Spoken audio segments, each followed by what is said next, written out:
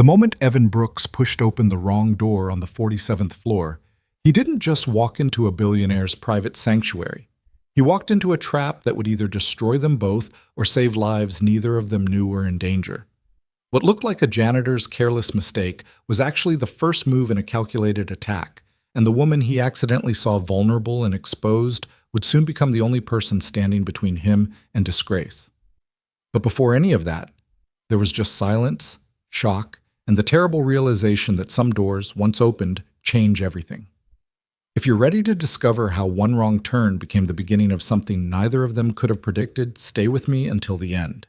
And if you're enjoying this story, hit that like button and drop a comment with your city so I can see how far this tale travels. The fluorescent bulb in Evan Brooks's maintenance cart flickered as he pushed it down the corridor of the 47th floor, the wheels squeaking rhythmically against polished marble that probably cost more per square foot than his monthly rent.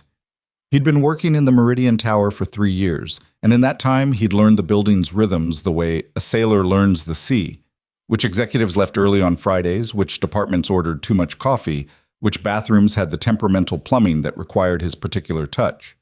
Today's work order was routine: replace air filters in the executive suite's private conference rooms. The kind of job that took maybe an hour if you didn't rush, paid the same whether you finished early or late, and required nothing more than showing up with the right equipment and the right access card. Evan preferred routine. Routine meant predictability. And predictability meant he could pick up Lily from after-school care by 5:30, help her with homework over mac and cheese, and still have time to read her 2 chapters of whatever book currently held her 7-year-old imagination captive before bedtime. Routine meant stability, and stability was everything when you were raising a daughter alone. The access card reader beeped green, and Evan shouldered open the maintenance door that led to the executive wing's inner corridor. The carpet here was different, deeper, quieter, the kind that swallowed sound instead of echoing it back. Abstract art hung on walls painted in muted grays and whites. Everything about this space whispered money in a way that made Evan acutely aware of the grease stain on his work shirt and the scuff marks on his steel-toed boots. He checked the work order on his phone. Conference room 4703A. Should be the 3rd door on the left. He'd been up here before, though not frequently. The executive floors had their own dedicated maintenance staff for most issues, and guys like Evan only got called up when those teams were stretched thin or the job was too mundane for their attention. The 3rd door on the left was unmarked except for a small brass plate reading "Private." That tracked. Evan swiped his card, waited for the beep, and pushed the door open. Except it wasn't conference room 4703A. Time seemed to crystallize into individual frames, each one searing itself into Evan's memory with painful clarity. The room was enormous, not a conference room at all, but some kind of private office or lounge. Floor-to-ceiling windows overlooked the city, the afternoon sun streaming through to illuminate hardwood floors, a massive desk, built-in bookshelves, and a woman standing near a tall mirror, frozen in the act of buttoning a silk blouse. She was maybe 40, with dark hair pulled back in a way that had probably been severe and controlled before she'd started changing clothes. Her eyes, sharp, intelligent, commanding, met his with an expression that cycled through surprise, confusion, and something else. Not quite fear, not quite anger, something harder to name. For a single terrible moment, neither of them moved. Evan's brain screamed at him to back out, apologize, close the door, disappear. But his body had locked up, caught between professional instinct and social catastrophe. This wasn't happening. This couldn't be happening. He started, his voice coming out strangled. Wrong room. I'm sorry. Don't move. The woman's voice was steady, authoritative, completely unlike what Evan would have expected from someone caught mid-change. She pulled the blouse closed, her fingers moving quickly to fasten the remaining buttons, her eyes never leaving his face. I said don't move, she repeated, reaching for something on her desk. A phone. Keep your hands where I can see them. Evan's hands came up automatically, palms out, the universal gesture of I'm not a threat. His maintenance cart was still half in the hallway, the door propped open by his shoulder. Ma'am, I swear, this is a mistake. I have a work order for 4703A. I must have miscounted the doors. Security, the woman said into her phone, her tone clipped and cold. Presidential suite. Unauthorized entry, now. presidential suite. The phrase hit Evan like cold water. He'd heard about it. The top executive's private space, accessible only by private elevator and requiring special clearance that maintenance definitely didn't have, which meant he wasn't just in the wrong room, he was in the wrongest possible room in the entire building. "Please," Evan said, trying to keep his voice calm despite the panic rising in his chest. "I can show you the work order. I'm supposed to be replacing air filters in the conference rooms. I work here. My name is Evan Brooks, employee ID 47219. You can check. This is just a mistake." The woman's expression didn't change. She'd finished buttoning her blouse and now stood with perfect posture, one hand still holding the phone, the other resting on the desk's edge. Despite the circumstances, she looked completely in control. Evan recognized that quality, the kind of self-possession that came from never doubting your right to give orders and expecting those orders to be followed. "What's in the cart?" she asked. "Air filters, tools, cleaning supplies, standard maintenance equipment." "Show me," slowly. Evan moved carefully, hyper-aware of how this must look. A middle-aged man in work clothes, caught in a space he shouldn't be, facing a woman who'd been vulnerable moments ago. Every true crime documentary he'd ever half-watched while folding laundry suddenly felt relevant. Every news story about men who claimed innocence while evidence suggested otherwise. He pulled out an air filter, still in its plastic wrapping, then a screwdriver, a small ladder, a spray bottle of cleaner. Basic equipment. Nothing threatening. Nothing that suggested anything other than exactly what he'd said. A maintenance worker doing a routine job. The woman watched with those sharp eyes, missing nothing. Evan caught himself wondering who she was. The presidential suite meant CEO, probably. He'd seen company newsletters with photos of the executive team, but he'd never paid much attention. Names and faces of people so far above his pay grade, they might as well be fictional characters. Footsteps echoed in the hallway, heavy, fast, purposeful. Security. Evan's stomach twisted. This was about to get so much worse. 3 security officers appeared in the doorway, hands on their belts, bodies positioned in ways that suggested tactical training. The lead officer, a tall black man with gray at his temples, took in the scene quickly. Evan with his hand still partially raised, the woman standing composed near her desk, the maintenance cart half blocking the entrance. "Ms. Cross," the officer said, addressing the woman. "Are you hurt?" "I'm fine, Marcus." Her voice had softened slightly, though not by much. "This man claims to be maintenance, says he walked in by mistake." Marcus's eyes shifted to Evan, assessing. "ID." Evan slowly reached for the laminated card clipped to his belt, holding it out. Marcus took it, examined it, then spoke into his radio. "Run employee 47219. Brooks, Evan. Facilities." The response crackled back after a moment. "Confirmed. Level 2 maintenance. Current shift active. No flags." Some of the tension in the room shifted, though it didn't disappear. Marcus handed the ID back to Evan.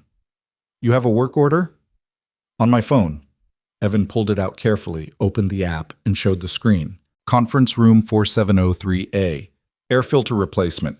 Got the notification this morning." Marcus studied the screen, then looked back at Ms. Cross. "This is 2 doors down from 4703A. The doors up here aren't numbered on the outside." "They should be," Ms. Cross said quietly. Something in her voice had changed. The hardness was still there, but underneath it, Evan heard something else. Confusion. Maybe concern. "Ms. Cross," Marcus said carefully. "With respect, this area requires special clearance. Level 2 maintenance shouldn't have card access to this corridor at all." The room fell silent. Evan watched understanding dawn across faces as the implications sank in. His card had opened that door. A door it shouldn't have been able to open. "Check the system," Ms. Cross said, her voice sharp again. "Now." One of the other officers pulled out a tablet, fingers moving quickly across the screen. 30 seconds passed, then a minute. The officer's frown deepened. "Ms. Cross," he said slowly, "according to the access log, this door has been unlocked for the last 40 minutes. "That's impossible," Ms. Cross said. "I locked it myself when I came in to change after the board meeting." The officer turned the tablet around, showing the screen. System shows manual override at 2:47 p.m. That's your code, ma'am.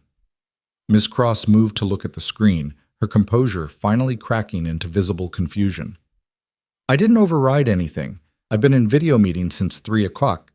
Check the conference system logs if you don't believe me. Marcus and the officer exchanged glances. Professional, trained glances that suggested they were thinking the same thing Evan was starting to think.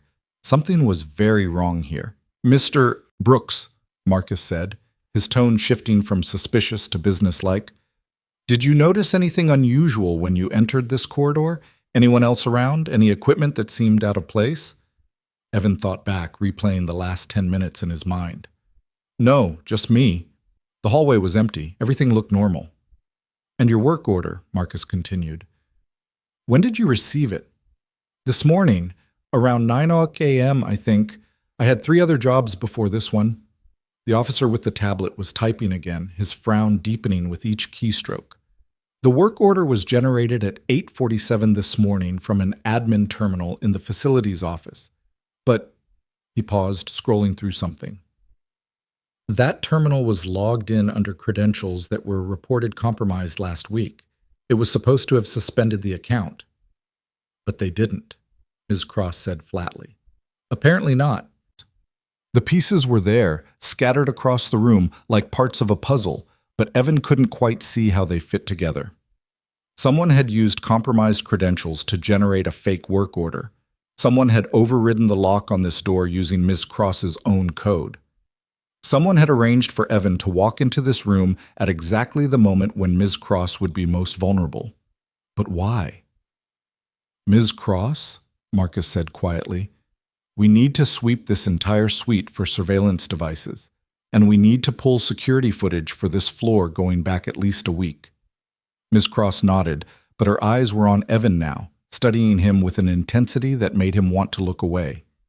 He didn't, though. He met her gaze steadily, trying to project the truth that he was exactly what he appeared to be, a single father with a maintenance job who'd stumbled into something far beyond his understanding or control. Mr. Brooks, she said finally, I owe you an apology. It appears you were manipulated into this situation. It's okay, Evan said automatically, though it wasn't okay. Not really. His hands were still shaking slightly, adrenaline draining out of his system in a way that left him feeling hollow. I understand why you reacted the way you did. Do you? There was something in her voice now, something darker than the professional concern of a CEO dealing with a security breach. Do you understand what it means to have your privacy violated? Your safety compromised? To have someone arrange for you to be caught in a vulnerable moment by a stranger, not knowing if that stranger means you harm? Evan thought of Lily, of all the times he'd triple-checked the locks on their apartment door, of the pepper spray he kept on his keychain, and the self-defense class he'd taken at the community center, because the world was full of threats he couldn't always see coming. He thought of being a single parent, responsible for a child's safety in a city that didn't care about either of them, of the constant low-level anxiety that came with knowing you were all that stood between your daughter and chaos. Yeah, he said quietly. I think I do. Ms. Cross studied him for a long moment, then nodded. Marcus, please escort Mr. Brooks back to his normal work area. Make sure he has an incident report to fill out, and arrange for him to speak with HR about compensation for this disruption to his day. Wait, Evan said. Compensation? I don't need... You were set up as a pawn in someone's game, Ms. Cross interrupted. The least this company can do is ensure you're not penalized for it. Consider it an apology. She turned away then, dismissing him, her attention already shifting to the officers and the larger problem unfolding around them. Evan found himself being ushered out into the hallway by Marcus, his maintenance cart rattling as it rolled over the threshold back into the mundane world of regular corridors and regular problems. For what it's worth, Marcus said as they walked toward the elevator, you handled that well. Stayed calm, didn't escalate. That matters. I was terrified, Evan admitted.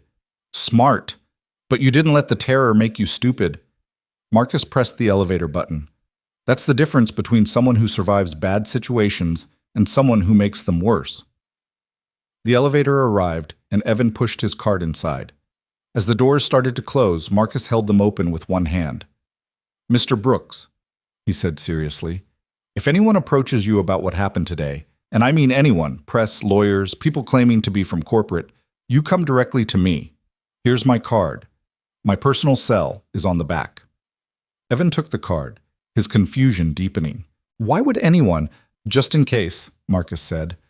"Ms. Cross has a complicated situation, high profile. Lots of people interested in her business, both legitimate and otherwise. What happened today, someone with skill set it up. That means it's not over." The doors closed before Evan could respond, leaving him alone in the descending elevator with nothing but his thoughts, and the uncomfortable feeling that he'd just stepped into something far more dangerous than a wrong room. 3 hours later, Evan sat in his pickup truck in the after-school care parking lot, hands gripping the steering wheel, trying to process the afternoon. He'd filled out an incident report that felt both excessive and inadequate. How do you capture the surreal experience of accidentally walking in on a billionaire CEO, getting accused of intrusion, then learning you'd been set up as part of some larger scheme? HR had been apologetic, professional, and had insisted on cutting him a check for 3 days of wages as inconvenience compensation. They'd also made him sign an NDA so comprehensive it made his head spin. He could tell his daughter he'd had an incident at work. He could not tell her, or anyone else, any specific details about what had happened, who was involved, or what he'd seen. Lily emerged from the building in a swirl of pink backpack and untied shoelaces, her teacher trailing behind with that particular smile adults used when they were about to tell you something about your child that you probably didn't want to hear. "Mr. Brooks," Mrs. Chen said warmly, "could I have a quick word?" Evan's stomach sank. "Is everything okay?" "Oh, yes. I just wanted to let you know that Lily was very helpful today during art class. One of the other students was struggling with cutting paper, and Lily showed her a technique for holding scissors that made it much easier. Very patient, very kind." The relief that washed over Evan was disproportionate to the news, but after the afternoon he'd had, hearing something good about his daughter felt like a lifeline to normalcy. "That's great," he said, smiling genuinely for the first time since walking through the wrong door. "Thank you for telling me." Lily bounded up, already talking. "Dad, guess what? We learned about butterflies today, and did you know some butterflies migrate thousands of miles? Thousands! That's like going from here to somewhere really far." "That's amazing, sweetheart." Evan took her backpack, helped her into the truck, buckled her in. The familiar ritual grounded him, reminded him what actually mattered. As he drove home, Lily chattered about butterflies and art class, and how Tommy had brought crickets for show and tell, and they'd escaped and the whole class had spent 20 minutes trying to catch them. Normal, beautiful, uncomplicated kid stuff. The kind of life he'd worked so hard to build for her after her mother had walked out 3 years ago, leaving nothing but a note and a forwarding address that turned out to be fake. Their apartment was in a building that had seen better days but maintained enough respectability to feel safe. 2 bedrooms, 1 bathroom, a kitchen that worked if you didn't expect miracles, and a living room that served as homework space, play area, and Evan's office rolled into one. It wasn't much, but it was theirs. While Lily did homework at the coffee table, Evan stood in the kitchen making mac and cheese from a box, his mind wandering back to Ms. Cross's face when she'd realized the door had been deliberately unlocked. The fear underneath the control. The anger at the violation. His phone buzzed. Unknown number. Normally, Evan ignored unknown numbers. They were either spam or bill collectors, neither of which he had the energy to deal with. But after Marcus's warning, he answered. "Mr. Brooks?" A woman's voice, professional but not cold. "This is Jennifer Santos from Meridian Tower Corporate Security. I'm calling to inform you that you've been placed on temporary administrative leave with pay while we investigate today's incident." Evan's stomach dropped. "Administrative leave? I didn't do anything wrong." "This is purely procedural," Santos assured him quickly. "You're not under any suspicion. However, given the nature of what occurred, we need to conduct a thorough investigation, and that includes interviewing all parties involved separately. You'll still receive your full wages, and we expect this to be resolved within a week at most." A week? Evan thought about the rent due in 10 days, the careful budget that didn't include unexpected gaps in income, even paid ones. "Mr. Brooks, I want to be very clear about something. This is not a punishment. This is us taking your situation seriously. Someone used you to attempt something we're still trying to understand. That means you could potentially be at risk. At risk of what? There was a pause. We're not certain yet. But until we are, we'd prefer you not be in the building where today's incident occurred. If you need anything, if anyone contacts you, if anything unusual happens, you call me immediately. Do you understand? Evan understood. He understood that his normal life had just been knocked sideways by forces he couldn't control. He understood that somewhere in that tower, people were playing games with stakes he couldn't begin to calculate. And he understood that somehow he'd become a piece on that board. I understand, he said. After he hung up, Lily looked up from her math worksheet. Dad? Is something wrong? Evan forced a smile. No, sweetheart, just work stuff. Nothing for you to worry about. You look worried, though. I'm fine. He brought her the mac and cheese, sat down beside her. How about after dinner we read 3 chapters tonight instead of 2? Her face lit up. Really? Really? Because whatever was happening in that tower, whatever complex web he'd stumbled into, this was real. This was what mattered. His daughter, safe and happy, eating mac and cheese and learning about migrating butterflies. But later that night, after Lily was asleep and the apartment was quiet except for the ambient sounds of the city outside, Evan stood at the window and thought about Ms. Cross's eyes when she'd looked at him. Not the initial fear and anger, but later, when she'd realized he was just a pawn. There had been something in that look. Recognition, maybe.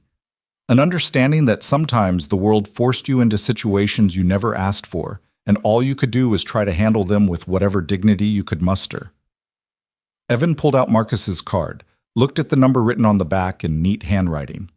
He didn't call. Not yet. But he kept the card in his wallet, right behind the photo of Lily from her first day of 2nd grade. Just in case. Because something about today felt like a beginning, not an ending. And beginnings, in Evan's experience, meant everything was about to change. Vivian Cross sat alone in her office long after security had finished their sweep, staring at the spot where Evan Brooks had stood with his hands up, and fear in his eyes. The security team had found nothing. No cameras, no microphones, no physical evidence of anything beyond what they already knew. Someone had accessed her system, used her codes, and arranged for a maintenance worker to walk in at precisely the wrong moment. But why? If the goal was to embarrass her, there would have been photographs, video, something to leak or blackmail her with. If the goal was to harm her, the maintenance worker could have been someone dangerous, armed, intending violence. Instead, they'd sent her Evan Brooks. A man with a clean background check, 3 years of unremarkable employment, and a 7-year-old daughter he picked up from after-school care every day at the same time. A man who'd looked more terrified than threatening, whose first instinct had been to apologize rather than exploit. A man who was exactly what he appeared to be, an innocent pawn in someone else's game. Marcus knocked on her open door. Ms. Cross, you should go home. It's past 9. Someone had access to my private codes, Marcus. They walked right through my security like it wasn't even there. I know. He stepped inside, closed the door behind him. And we're going to find out who. But not tonight. Tonight, you need rest. Vivian wanted to argue. She wanted to pull every security log, every access record, every piece of data until she found the hole in her defenses. But Marcus was right. Exhaustion pulled at her, made her thoughts sluggish when she needed them sharp. The maintenance worker, she said. Brooks. Make sure he's protected. If someone was willing to set him up once, they might try again. Already done. Temporary leave with pay, full security protocol. Jennifer's handling it personally. Good. Vivian stood, gathering her things. And Marcus? This wasn't random. Someone's probing for weaknesses, which means they're planning something bigger. I know, Marcus said quietly, and we'll be ready. But as Vivian rode the private elevator down to the parking garage where her driver waited, she couldn't shake the feeling that ready wasn't enough. Someone had gotten into her sanctuary, violated her space, used an innocent man as a tool, and they'd done it perfectly. Which meant whoever they were very good at what they did. Vivian thought of Evan Brooks's face, the genuine confusion and fear. The way he'd kept his hands visible, moved slowly, tried so hard to prove he wasn't a threat. The way he'd looked at her, at the end, was something like understanding. She pulled out her phone, sent a text to her assistant. Pull complete background on Evan Brooks. Not just employment. Everything. Family, finances, history. I want to know who he is. Because pawns didn't stay pawns forever. And something told her that before this was over, she and Evan Brooks were going to meet again. The background report arrived on Vivian's desk at 6:47 the next morning, delivered by her assistant with the kind of discretion that came from 10 years of managing sensitive information. Vivian had barely slept, her mind circling the same questions over and over, and she'd arrived at the office before sunrise to find answers waiting for her. Evan Michael Brooks. Age 34, born in Pittsburgh, raised by a single mother who'd worked 2 jobs to put him through community college. Associate degree in mechanical engineering, but never completed his bachelor's, dropped out in his junior year when his mother got sick. Worked construction for 3 years while caring for her until she passed.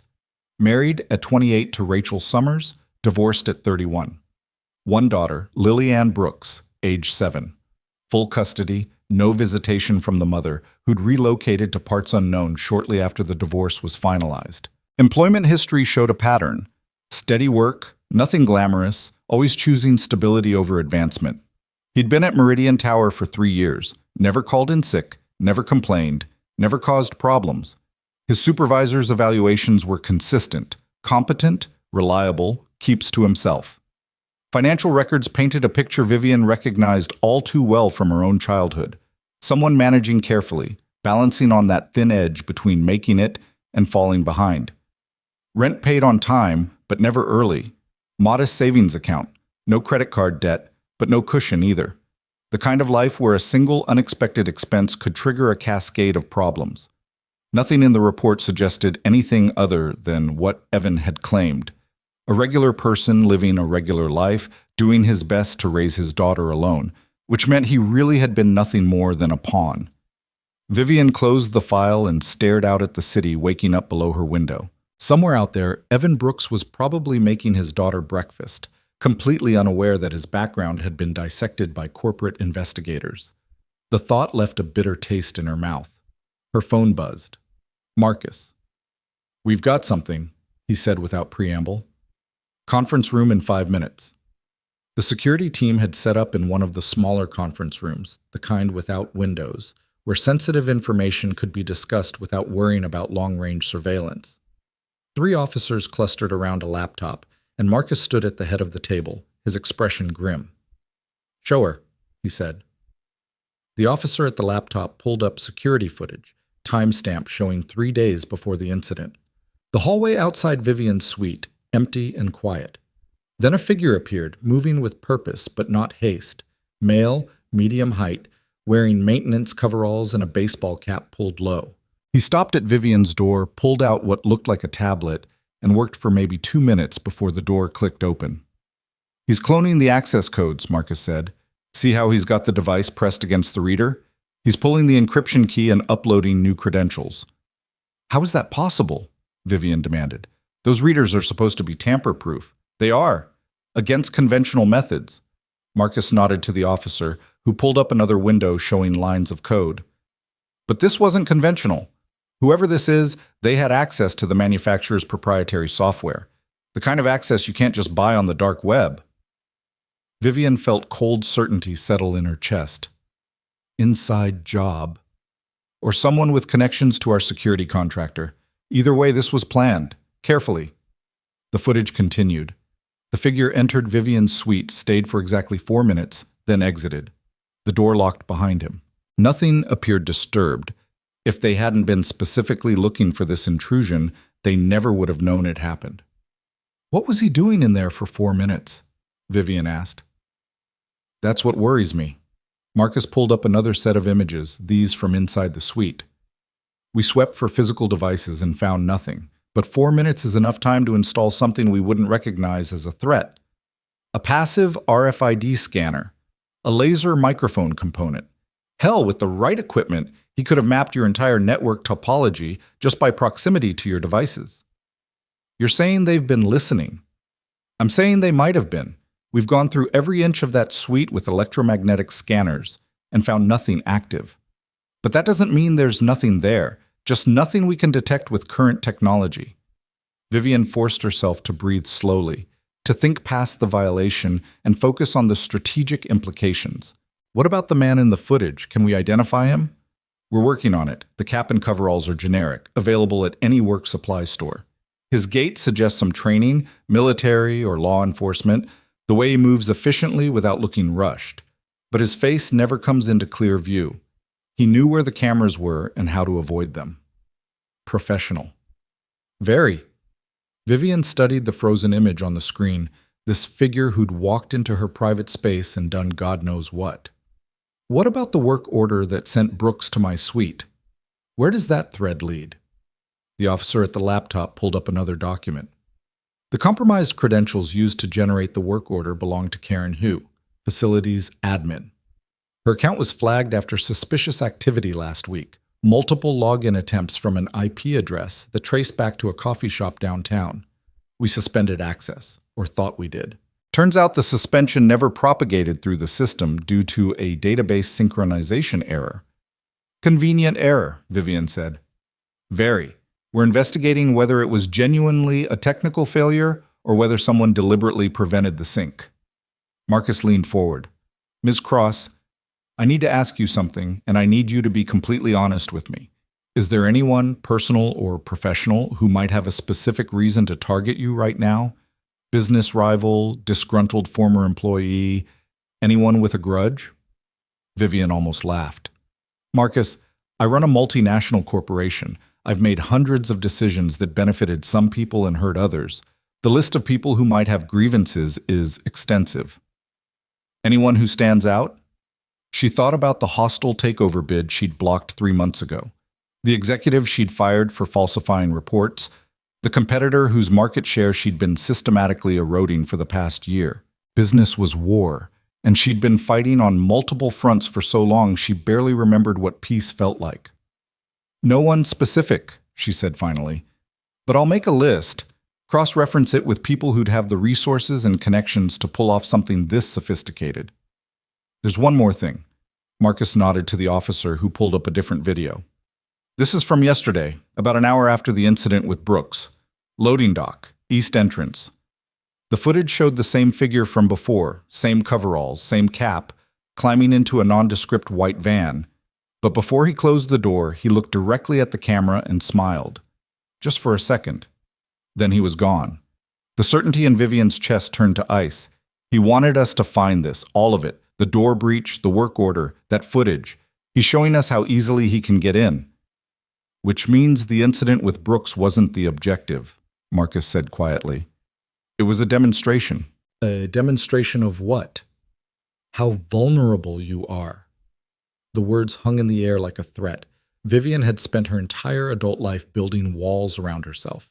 Financial security, corporate power, layers of protection that should have made her untouchable. And someone had walked through all of it like those walls were made of paper.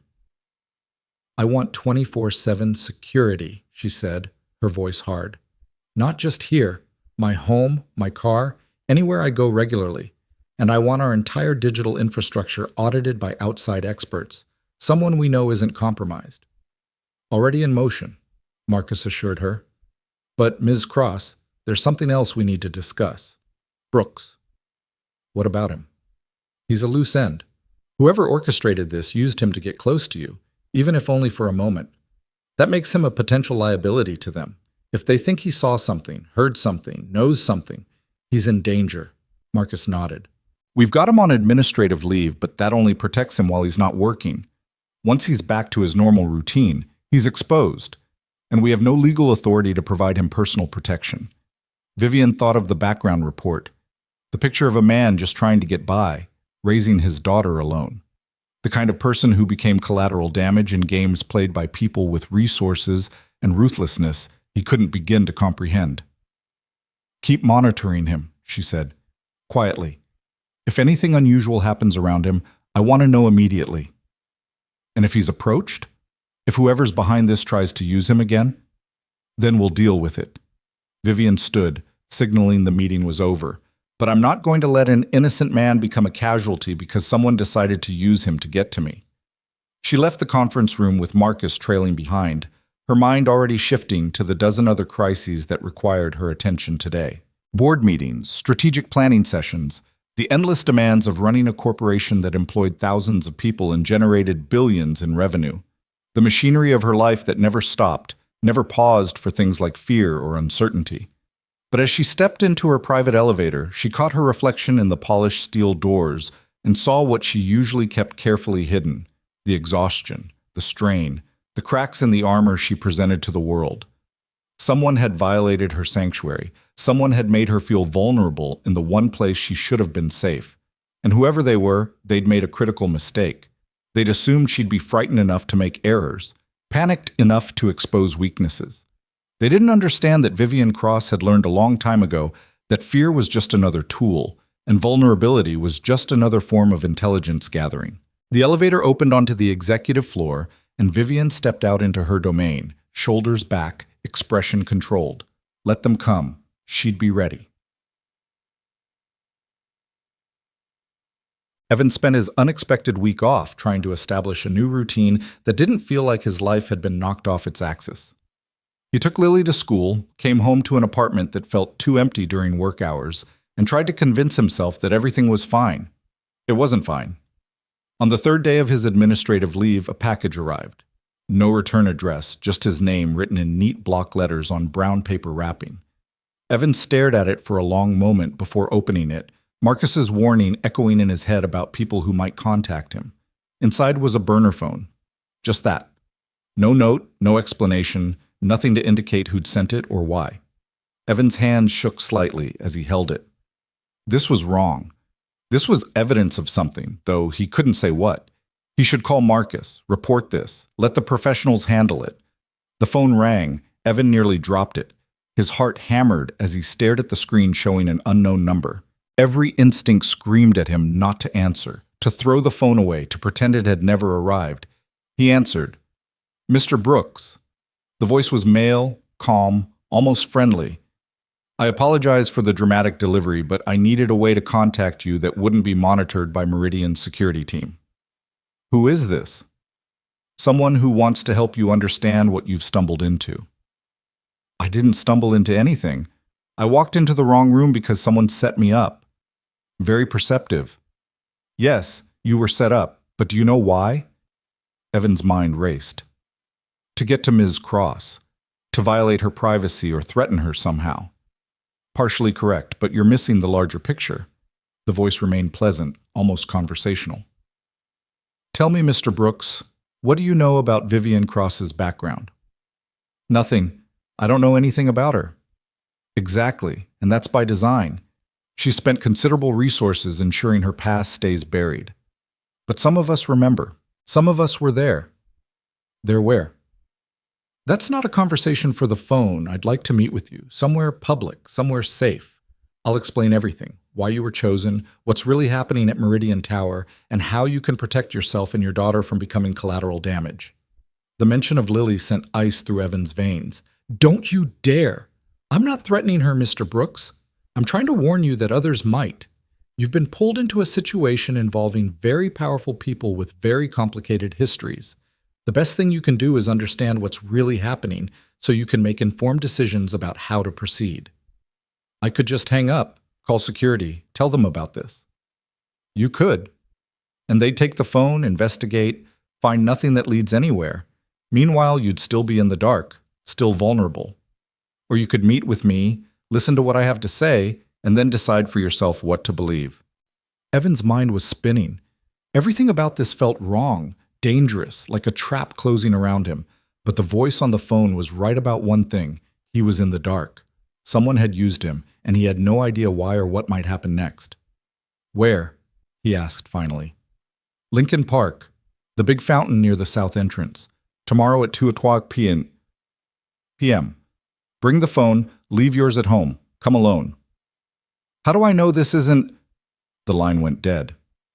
Evan stood in his kitchen, holding a burner phone that shouldn't exist, having just agreed to a meeting that every rational instinct told him was a terrible idea. He should call Marcus. He should report this immediately. Instead, he carefully hid the phone in a drawer under some old takeout menus and tried to figure out what he was going to do. That night, after Lily was asleep, Evan sat at his laptop and did something he probably shouldn't have. He researched Vivian Cross. The official biography was impressive. MBA from Harvard, multiple successful startups, appointed CEO of Meridian Corporation 5 years ago at the unusually young age of 35.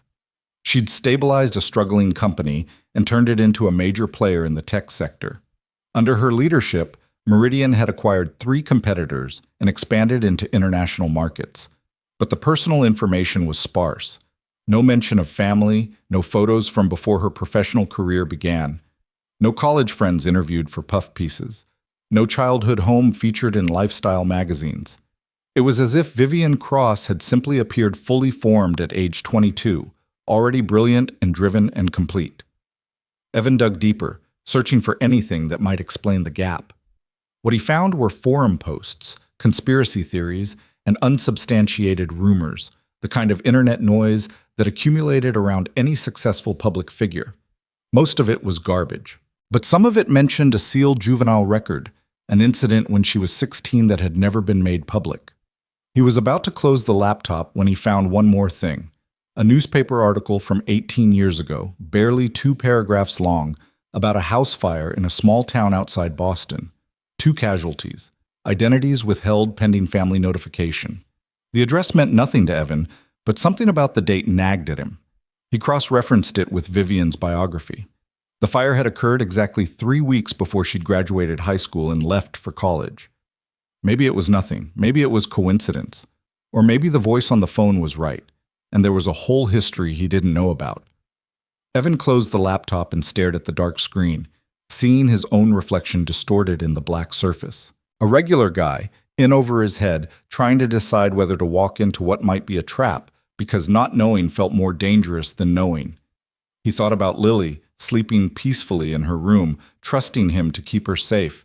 Everything he did, every decision he made, it all came back to that. Protecting her, giving her a stable life, making sure nothing touched her that could cause harm. But if he was already tangled up in something dangerous, wouldn't it be better to understand what that something was? The next day crawled by. Evan took Lily to school, came home, and watched the clock like it was counting down to something inevitable. At 1:30, he left his phone on the kitchen counter, tucked the burner into his jacket pocket, and drove to Lincoln Park. The fountain was exactly where the voice had said, water cascading down 3 tiers of sculpted stone, surrounded by benches and walking paths. Evan found a bench with a clear view of the area and sat down, trying to look casual despite the anxiety crawling under his skin. At 2:03, a woman sat down beside him. Not a man, as he'd expected, but a woman in her 50s with gray hair cut short and sharp eyes that cataloged everything about him in a single glance. "Mr. Brooks," she said, her voice matching the one from the phone. "Thank you for coming. You're not what I expected. People rarely are." She settled back against the bench, her posture relaxed despite the tension radiating from Evan. "My name is Dr. Sarah Chen. I used to work with Vivian Cross back when she was just starting out, before she became the person the world knows now." "What do you want from me?" "Nothing. I want to give you information. What you do with it is your choice." She pulled out a tablet, called up a document. "This is a police report from 18 years ago. A domestic violence incident involving a 16-year-old girl and her stepfather. The girl fought back, sent the stepfather to the hospital with serious injuries. The charges were eventually dropped, record sealed due to her age and the circumstances." She turned the tablet toward Evan. The report was heavily redacted, but he could make out enough details to paint a picture. A girl defending herself against someone who'd hurt her repeatedly. A system that had failed to protect her until she'd been forced to protect herself.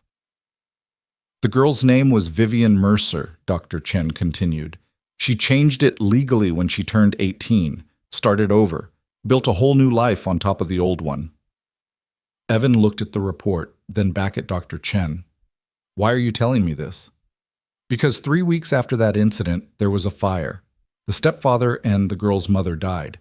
The fire was ruled accidental, faulty wiring, but the investigation was cursory at best. The girl had already left town for college. She was never considered a suspect. The pieces were there, but Evan couldn't quite make himself assemble them. "You're saying, Ms. Cross," "I'm saying there are questions that were never answered. And I'm saying that the person who broke into her suite, who set you up to walk in on her, might know about those questions." "This is insane." Evan stood up, his heart racing.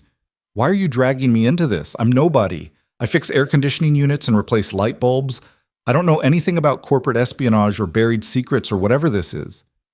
"You were chosen specifically because you're nobody," Dr. Chen said quietly. "Someone expendable, someone who could be manipulated easily, someone whose word would never carry weight against a billionaire CEO's denial. But now you know what I know. Now you're not quite so expendable anymore." "Is that supposed to be reassuring?" "It's supposed to be honest." She stood as well, faced him directly. "I don't know who's targeting Vivian Cross or what they plan to do with the information they're gathering, but I know she's dangerous when threatened, and I know that people who get caught between her and her enemies tend to get hurt. So what am I supposed to do?" "Stay away from her. Don't go back to work at Meridian Tower. Take your daughter and find employment somewhere else, somewhere far away from whatever's about to happen." Dr. Chen handed him the tablet. "Keep this. Consider it insurance. If things go wrong, if you need leverage or protection, that report might be valuable. Just remember, using it makes you part of this story, not just a bystander." She walked away before Evan could respond, disappearing into the crowd of people enjoying the park on a pleasant afternoon. Evan stood holding the tablet, feeling like he'd just been handed a grenade with the pin already pulled. He should throw it away. Delete the file, destroy the device, pretend this conversation never happened. Instead, he tucked it into his jacket and walked back to his truck, his mind churning through possibilities he didn't want to consider. That evening, as he helped Lily with her spelling homework, his personal phone rang. Marcus. "Mr. Brooks, I need you to be very careful about something. We've detected unusual activity around your apartment building. Someone's been conducting surveillance." Evan's blood ran cold. "What kind of surveillance?" "Nothing overt, but our monitors picked up a vehicle that's been parked on your street for the past 3 days. Different plates each day, but same make and model. Classic counter-surveillance technique." "You're watching me?" "We're monitoring for threats. There's a difference." Marcus paused. "Has anyone contacted you, approached you in person or by phone?" Evan thought about the burner phone in his drawer, the meeting in the park, Dr. Chen's warnings. He should tell Marcus everything. That would be the smart thing, the safe thing. "No," he said. "No one's contacted me." The lie felt like stepping off a cliff. "If anyone does, you call me immediately. These people, whoever they are, they're professionals, they're dangerous, and you're a loose end they might decide to tie up." After he hung up, Evan sat very still, listening to Lily practice her spelling words in the next room. Her voice bright and confident, completely unaware that her father had just lied to corporate security, was holding evidence of potential crimes committed by a billionaire, and had possibly put them both in danger. He thought about running, packing up tonight, taking Lily, driving until they were far away from all of this. But running meant giving up their life here. Lily's school, her friends, the stability he'd fought so hard to give her. Running meant admitting he couldn't handle this, couldn't protect her without fleeing. The tablet sat in his jacket pocket like a weight. Insurance, Dr. Chen had called it. Or maybe just evidence of how thoroughly he'd been pulled into something he didn't understand. Evan made a decision then, one that would alter everything that came after. He wasn't going to run, and he wasn't going to hide. But he also wasn't going to be anyone's pawn. If he was caught in the middle of this, then he needed to understand all sides of it. Not just what Dr. Chen told him, not just what Meridian Security revealed, but the whole truth. And there was only one person who could give him that.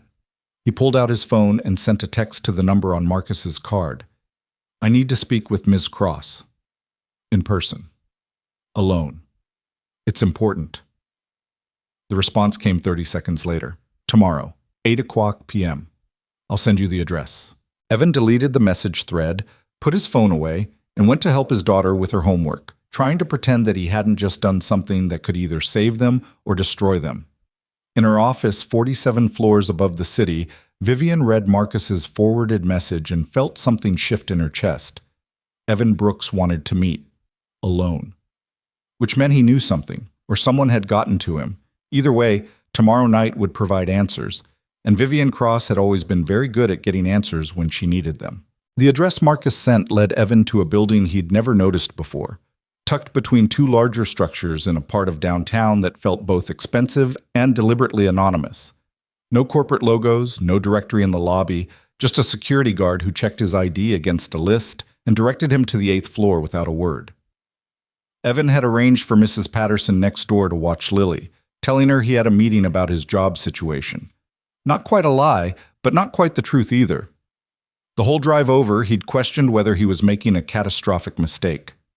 Meeting alone with someone who might have secrets dark enough to kill for seemed like the kind of decision that ended badly in every thriller he'd ever watched. But he'd also spent the past 24 hours thinking about Dr. Chen's warnings, about the surveillance Marcus had detected, about how thoroughly he'd been used as a pawn in a game he didn't understand. If he was going to protect Lily, he needed to know what he was protecting her from, and that meant confronting the person at the center of all this chaos. The elevator opened directly into a small reception area, elegant and minimalist. Vivian Cross stood near the windows, her silhouette backlit by the city lights spread out below. She turned as he entered, and Evan was struck again by the control in her bearing, the way she seemed to command space just by occupying it. "Mr. Brooks," she said, "thank you for coming. I wasn't sure you'd agree to meet." "You asked. That was either very brave or very foolish, and I wanted to determine which." She gestured to a pair of leather chairs arranged near the window. "Please, sit." Evan remained standing. He'd been in enough uncomfortable situations to know that accepting an invitation to sit meant accepting the other person's control of the conversation. "I'll stand, thanks." A flicker of something crossed her face. Approval, maybe. Or recognition that he wasn't going to be as easy to manage as she might have expected. "Fair enough," she said. "Then let's not waste time on pleasantries. You wanted to speak with me. I assume it's because someone has contacted you with information they thought you should have." The directness caught Evan off guard, but he recovered quickly. "How did you know?" "Because that's what I would do if I wanted to destabilize someone in my position. Find a person tangentially connected to me, give them carefully selected information designed to create doubt and fear, and let human nature do the rest." Vivian moved closer, her eyes sharp and assessing. "What did they tell you?" Evan thought about the tablet hidden in his truck, the police report with its redacted details and unanswered questions. He thought about Dr. Chen's voice, calm and certain, painting a picture of violence and possible murder wrapped in the past of the woman standing before him. "They told me you have secrets," he said finally. "That your past isn't what you've presented to the world. That someone knows those secrets and is using them to target you. And they positioned you as what? A concerned citizen? A potential ally? Or did they suggest you were in danger because of your accidental involvement?" "All of the above." Vivian smiled, but there was no warmth in it. "Efficient. Tell me, did they give you any actual proof, or just implications and suggestions designed to make you paranoid?" "They gave me enough to know there are questions you've avoided answering for a long time." "Questions." She turned back to the window, her reflection ghostly in the glass. "Everyone has questions they don't want to answer, Mr. Brooks. The difference is most people don't have the resources or determination to keep those questions buried. I do. Or at least, I did." "So it's true. You're hiding something." "I'm protecting something. There's a difference." She faced him again, and for the first time since he'd met her, Evan saw something other than perfect control in her expression. Something raw and real and painful. "I was 16 years old when my stepfather broke 3 of my ribs and fractured my cheekbone because I came home late from studying at the library. I was 16 when I fought back hard enough to put him in the hospital, and I was 16 when I decided that I would never, ever be that powerless again." The words hung between them, stark and honest. Evan felt his certainty wavering, the narrative Dr. Chen had constructed suddenly seeming less clear. "The fire," he said. 3 weeks later, your mother and stepfather died." "They did. In a house fire caused by faulty wiring that had been reported to the landlord 3 times and ignored 3 times. I was already at college when it happened. I came back for the funeral, packed up what little I wanted to keep, and left. I never went back. Dr. Chen suggested that I killed them. Vivian's voice was flat, matter-of-fact. That I arranged the fire as revenge or to silence witnesses to what I'd done. That I'm a murderer who's been hiding behind corporate power and careful image management for 18 years. Are you? The question came out harder than Evan intended, but he didn't take it back. If he was going to be caught up in this, he deserved the truth, not a carefully crafted version designed to manipulate him. Vivian studied him for a long moment, and Evan had the uncomfortable feeling of being evaluated in ways he couldn't fully understand. Finally, she pulled out her phone, scrolled through something, and held it out to him. "That's the complete police and fire investigation report," she said, "unredacted, including the parts that were sealed when I was a minor. Read it. See for yourself what actually happened." Evan took the phone, scanned through pages of official documentation. The domestic violence incident was there, exactly as Dr. Chen had described, but the fire investigation was more thorough than she'd implied. Multiple expert analyses, extensive evidence collection, interviews with neighbors and electrical contractors. The conclusion was unanimous: accidental fire caused by deteriorated wiring in walls that hadn't been updated in 40 years. No signs of accelerant, no indication of tampering, no evidence suggesting anything other than a tragic accident waiting to happen. The investigators' notes even mentioned that the house had been flagged by the fire marshal 2 months before the incident as a potential hazard. "The fire marshal's report," Evan said slowly, "it recommended the building be condemned." "It did. The landlord ignored it. My mother and stepfather died because someone prioritized profit over safety." Vivian took the phone back. "Not because I wanted revenge, not because I was covering up anything. They died because the world is full of people who make careless decisions that cost other people their lives." Evan felt the ground shifting under his assumptions. "Then why are you being targeted now? If there's nothing to hide, why go through all this effort to expose you?" "Because the truth doesn't matter as much as the story people can tell with carefully selected pieces of truth." Vivian moved to a small bar in the corner, poured 2 glasses of water, and offered one to Evan. This time he took it. "Think about what you were told. A violent incident, a suspicious fire, a girl who changed her name and reinvented herself. Put those pieces together with the right spin, and you've got a narrative that could destroy my reputation, even if it's completely false." "But why?" Evan pressed. "Who benefits from destroying your reputation?" "That's what I've been trying to figure out." She sat down in one of the leather chairs, suddenly looking tired in a way that made her seem more human than the polished executive he'd first encountered. "I have competitors who'd love to see me removed from Meridian's leadership. I have former business partners who feel cheated by deals that went against them. I have ex-employees who blame me for decisions that cost them their jobs. The list of people with potential motives is extensive. But sophisticated enough to hack your security, clone your access codes, and orchestrate the setup with me. That's where it gets complicated. The technical expertise required suggests either a well-funded corporate rival or someone with government-level resources. But the personal nature of using my past against me suggests someone with a more intimate grudge." Evan sipped the water, his mind working through the puzzle. What if it's both? What if someone with personal motivation found allies with the resources to actually hurt you? Vivian looked at him with renewed interest. "That's an astute observation. What makes you think that?" "Because that's how people operate when they're not powerful enough to act alone. They find others with aligned interests and pool resources." He thought of his own life, the way single parents formed support networks because none of them could handle everything individually. The question is, who has both the motive and the connections to recruit that kind of help? "You're not what I expected, Mr. Brooks." "Yeah, I get that a lot." He set the glass down. "Look, I don't know if what you've told me is the complete truth or just another version designed to get me on your side. But I know someone used me to get to you, and now I'm caught in the middle of something that could hurt my daughter. So here's what I need from you. Honesty about what I'm actually up against. You want to know if you're in danger. I want to know if Lily's in danger, because if she is, I'll take her and disappear so fast you'll never find us. But if there's a way to resolve this without upending her entire life, I'll help however I can." Vivian stood, walked to the window, and stared out at the city for a long moment. When she spoke, her voice was quieter, stripped of the executive authority she usually wielded like armor. When I was your daughter's age, I believed the world was fundamentally safe, that adults would protect children, that systems existed to keep people from harm. Then I learned differently. I learned that sometimes the people supposed to protect you are the ones you need protection from, that systems fail, that safety is an illusion, and that the only person you can truly rely on is yourself. She turned back to face him. I spent the last 18 years building walls around myself so thick that nothing could get through. Money, power, influence, security. All of it designed to ensure I would never be vulnerable again.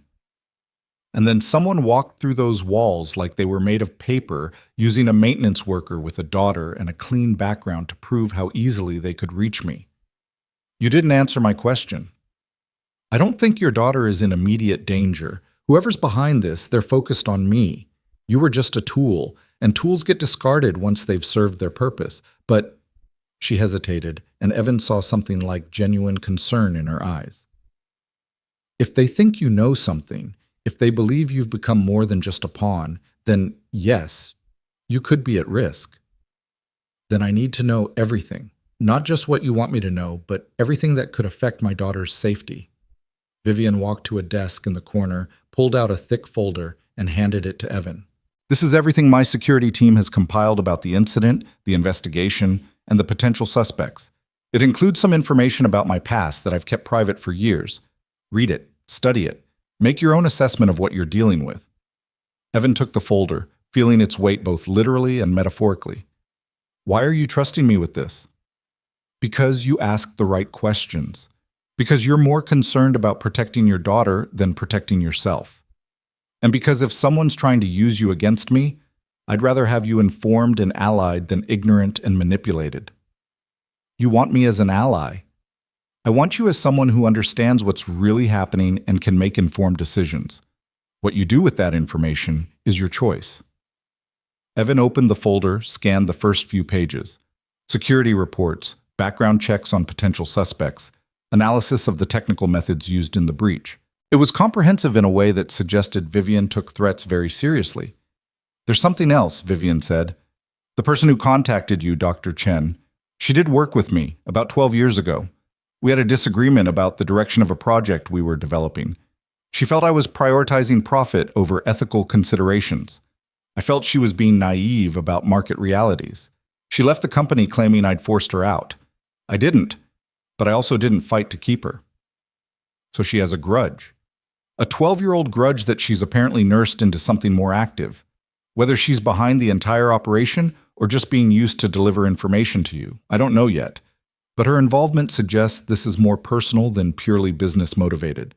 Evan closed the folder. You're telling me all this because you want me to be your eyes and ears. If they contact me again, you want me to report back to you. I'm telling you this because you deserve to know what you're caught up in. What you do with that knowledge is your decision. Vivian returned to her chair, her posture relaxing slightly. But yes, if you're willing to share information about any future contacts, I would consider that valuable. In return, I'll ensure you and your daughter have protection. Not obvious security that would scare her or disrupt your lives, but monitoring that would alert us if any threat emerged. You're asking me to spy for you. I'm asking you to think about which side you want to be on when this situation reaches its inevitable conclusion. Someone is coming for me, Mr. Brooks. They've demonstrated sophistication, patience, and resources. When they make their real move, people nearby will get hurt. I'd prefer you and your daughter not be among them. The threat wasn't quite explicit, but it didn't need to be. Evan understood the calculation. Help Vivian, and she'd protect them. Stay neutral or work against her, and they'd be on their own when things got dangerous. I need to think about this, he said. Of course. Take the folder, review the information, and contact me when you've decided. She stood, signaling the meeting was ending. But, Mr. Brooks, one more thing. The tablet Dr. Chen gave you with the police report. I'd like it back. Evan's blood went cold. How did you know about that? Because I've been doing this a long time, and I know how these operations work. She gave you something that feels like leverage, something you could use against me if necessary. It's a classic tactic to make you feel empowered while actually compromising you. That device is almost certainly tracking your location and possibly recording your conversations. You're paranoid. I'm careful. There's a difference. Vivian's expression was sympathetic but firm. I'm not demanding you give it to me, but I'm strongly suggesting that you either destroy it or hand it over to someone who can properly analyze what it's actually doing beyond displaying information. Evan thought about the tablet, still hidden in his truck. He'd assumed it was just a data storage device, but what if Vivian was right? What if Dr. Chen had given him surveillance equipment disguised as evidence? I'll think about that too, he said finally. Fair enough. Vivian walked him to the elevator, pressed the call button. As they waited, she spoke again, her voice softer.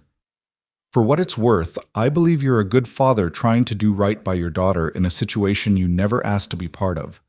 That's admirable.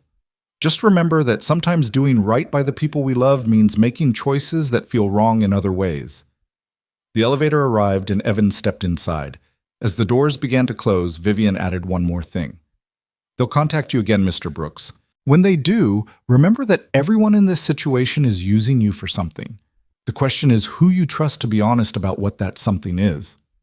The doors closed, leaving Evan alone with his thoughts and a folder full of secrets that might either protect his daughter or put her in more danger. He made it back to his truck before he noticed the envelope under the windshield wiper. No markings, just a plain white envelope that definitely hadn't been there when he'd parked. Evan looked around the parking garage, seeing no one, but feeling watched nonetheless. Inside the envelope was a single photograph and a handwritten note. The photograph showed Lily leaving school that afternoon, her pink backpack bright against the gray concrete. Someone had taken this picture today, had been close enough to his daughter to capture her in clear detail. The note was brief. Your meeting with Ms. Cross was noted. We hoped you'd make a wiser choice. Your daughter is lovely. It would be tragic if her father's poor decisions affected her future. Evan's hand shook as he held the photograph. All the analysis, all the careful weighing of options, all the strategic thinking evaporated in the face of a direct threat to Lily. Someone had been watching his daughter. Someone had gotten close enough to take this picture. Someone wanted him to know that his daughter was vulnerable. He pulled out his phone, started to dial Marcus, then stopped.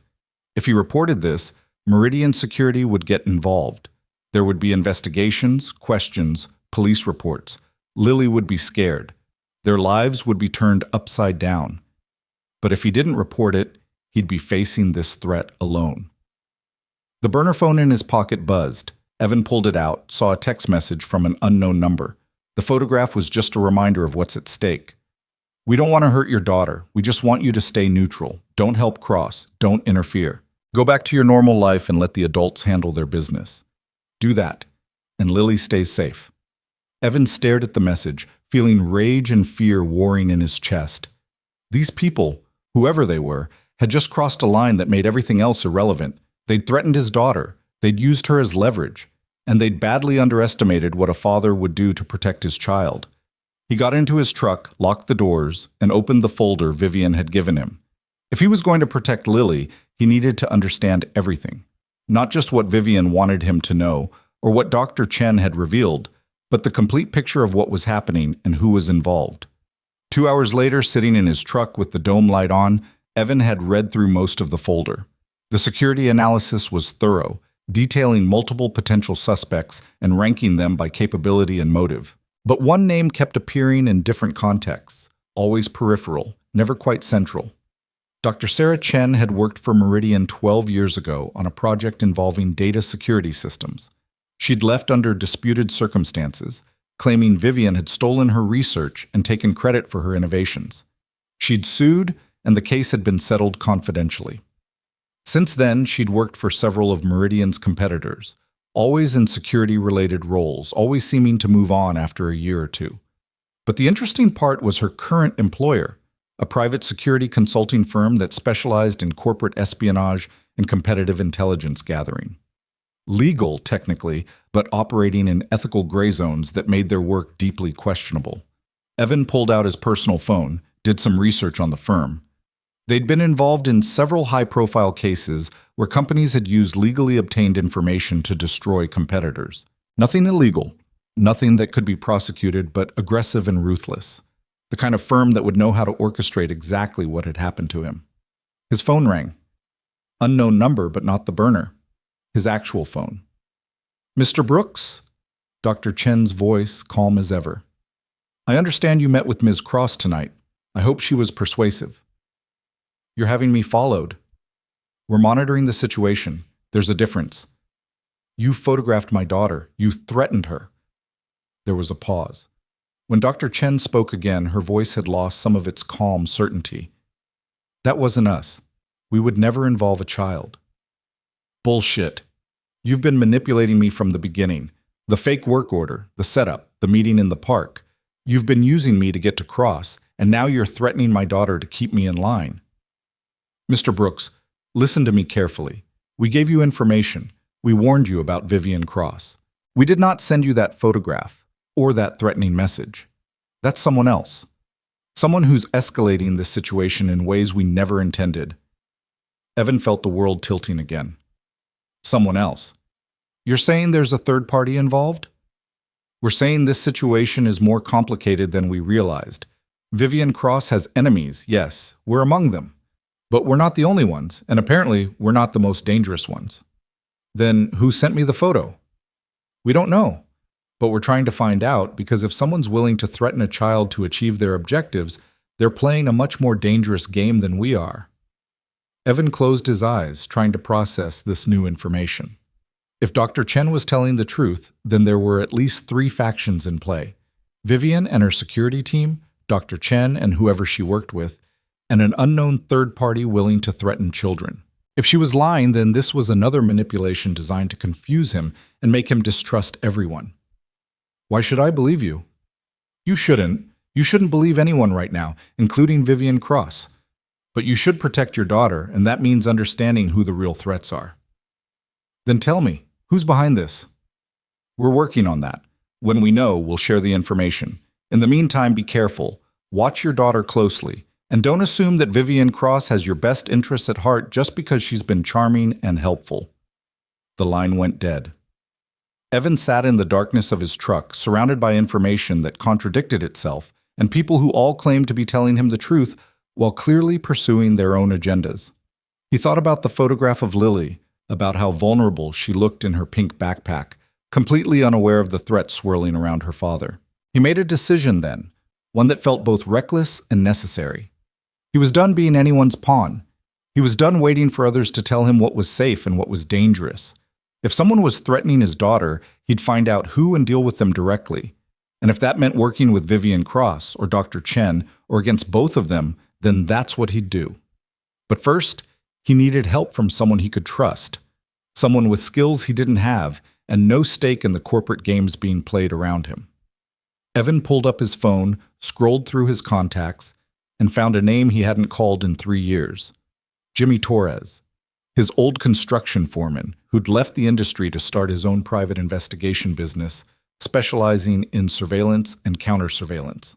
"Jimmy," Evan said when his old friend answered, "I need your help. And I need you to not ask too many questions about why." "Evan?" "Man, it's been forever. What's going on?" "I'm in trouble. Not legal trouble, but someone's threatening my daughter, and I need to know who they are and how to stop them." There was a pause, then Jimmy's voice came back, serious and focused. "Tell me everything." So Evan did. He told Jimmy about the wrong door, the setup, the corporate intrigue, Dr. Chen's warnings, Vivian's explanations, and finally, the photograph of Lily with its implicit threat. He laid out everything he knew and everything he suspected, holding nothing back. When he finished, Jimmy was quiet for a long moment. "Jesus, Evan, you've stepped into some serious shit." "I know. Can you help?" "Yeah, I can help. Come by my office tomorrow morning. Bring that tablet Dr. Chen gave you and any other devices you think might be compromised. We'll sweep them, see what we're really dealing with, and I'll start running background on these players, see what I can find that maybe they don't want found." "Thank you." "Don't thank me yet. If these people are as connected as they sound, digging into them might bring heat we're not ready for." "I don't care about heat. I care about keeping my daughter safe." "Then we'll make sure she stays safe. But Evan, You might have to do things you're not comfortable with. You might have to make choices that keep you up at night. You ready for that? Evan thought about Lily's face, about the sound of her laugh when she was truly happy, about the way she trusted him completely to keep her safe from all the dangers the world could throw at her. "I'm ready," he said. After he hung up, Evan sat in his truck for a few more minutes, looking at the photograph of his daughter and feeling something hard and cold settle into his chest. Fear was still there, but underneath it was something else, something that felt like purpose. Whoever had threatened Lily had made a critical mistake. They'd assumed he was weak, expendable, someone who would fold under pressure. They were about to learn differently. Evan started the truck and drove home, his mind already working through plans and possibilities. Tomorrow he'd meet with Jimmy. Tomorrow he'd start gathering his own intelligence, building his own understanding of who was really behind this and what they wanted. Tonight, he'd check every lock on their apartment twice, set up his phone to record any sounds near Lily's room, and sleep in the chair outside her door with a baseball bat across his lap. Because if anyone tried to get to his daughter, they'd have to go through him first. And Evan Brooks, maintenance worker and single father, was discovering he was capable of far more than he'd ever imagined when it came to protecting the person he loved most in the world. Jimmy Torres's office occupied the second floor of a converted warehouse in an industrial area that had seen better days but maintained enough legitimate business to avoid feeling completely abandoned. Evan arrived at 8 the next morning, after dropping Lily at school with instructions to stay with her teacher at all times and not talk to any strangers. She'd looked at him with confusion that bordered on concern, and he'd hated putting that worry in her eyes. But fear was better than ignorance when someone had already proven they could get close enough to photograph her. The office itself was sparse but professional, filled with equipment Evan didn't recognize, and several computer monitors displaying what looked like surveillance footage from various locations. Jimmy stood when Evan entered, and they clasped hands in the way men do when friendship runs deeper than regular contact might suggest. "You look like hell," Jimmy said bluntly. "Didn't sleep much." "Yeah, I wouldn't either if someone threatened my kid." Jimmy gestured to a chair near his desk. "Let's see what you brought me." Evan handed over the tablet Dr. Chen had given him, along with the burner phone and even his own phone for good measure. Jimmy took them to a workbench covered in tools and electronic equipment, connected the tablet to something that looked like a modified laptop, and started running diagnostics. "So, while that's scanning," Jimmy said, his eyes on the monitor, "tell me more about this Vivian Cross. You trust her?" "I don't know. She gave me information that contradicts what Dr. Chen told me. She seems genuinely threatened by whatever's happening. But she's also a billionaire CEO who's built her entire life on control and manipulation, so trusting her feels naive." "Smart. Never trust anyone who has more to gain from lying than telling the truth." Jimmy frowned at his screen. "Okay, so the tablet. It's got tracking software embedded in the firmware. Not obvious stuff, but it's definitely phoning home every time it connects to any network. Location data, usage patterns, probably screenshots of whatever you viewed." "Dr. Chen's been watching everything I did with it." "Yep. And the burner phone?" Jimmy switched to analyzing that device. "Same deal. This isn't a clean burner. It's compromised from the factory, designed to look secure while actually being completely transparent to whoever set it up." Evan felt anger rising in his chest. So everything I thought was private information was actually being monitored. Welcome to modern surveillance, my friend. The scary part is how professional this setup is. This isn't something you buy on the dark web. This is custom work, probably military or intelligence-grade technology adapted for private use. Whoever's behind this has serious resources and serious connections. What about my personal phone? Jimmy ran the same diagnostics. After a few minutes, he looked up with an expression that mixed concern and professional appreciation. "Your phone is clean, no malware, no tracking beyond the standard stuff your carrier does. But here's the interesting part." He pulled up a log of something technical. "Someone tried to compromise it, multiple times over the past week. Sophisticated attempts that would have worked on most devices, but they all failed." "Why?" "Because you've got enterprise-level security on a personal phone. Military-grade encryption, automated threat detection, the works. This isn't standard consumer stuff. Someone installed protection on your device without you knowing about it." Evan thought about Marcus, about Meridian's security team, about Vivian's promise to keep him and Lily safe. Vivian's people, they must have done it remotely. That's my guess. Which means she's been protecting you even while you were deciding whether to trust her. Jimmy leaned back in his chair. So here's what I'm seeing.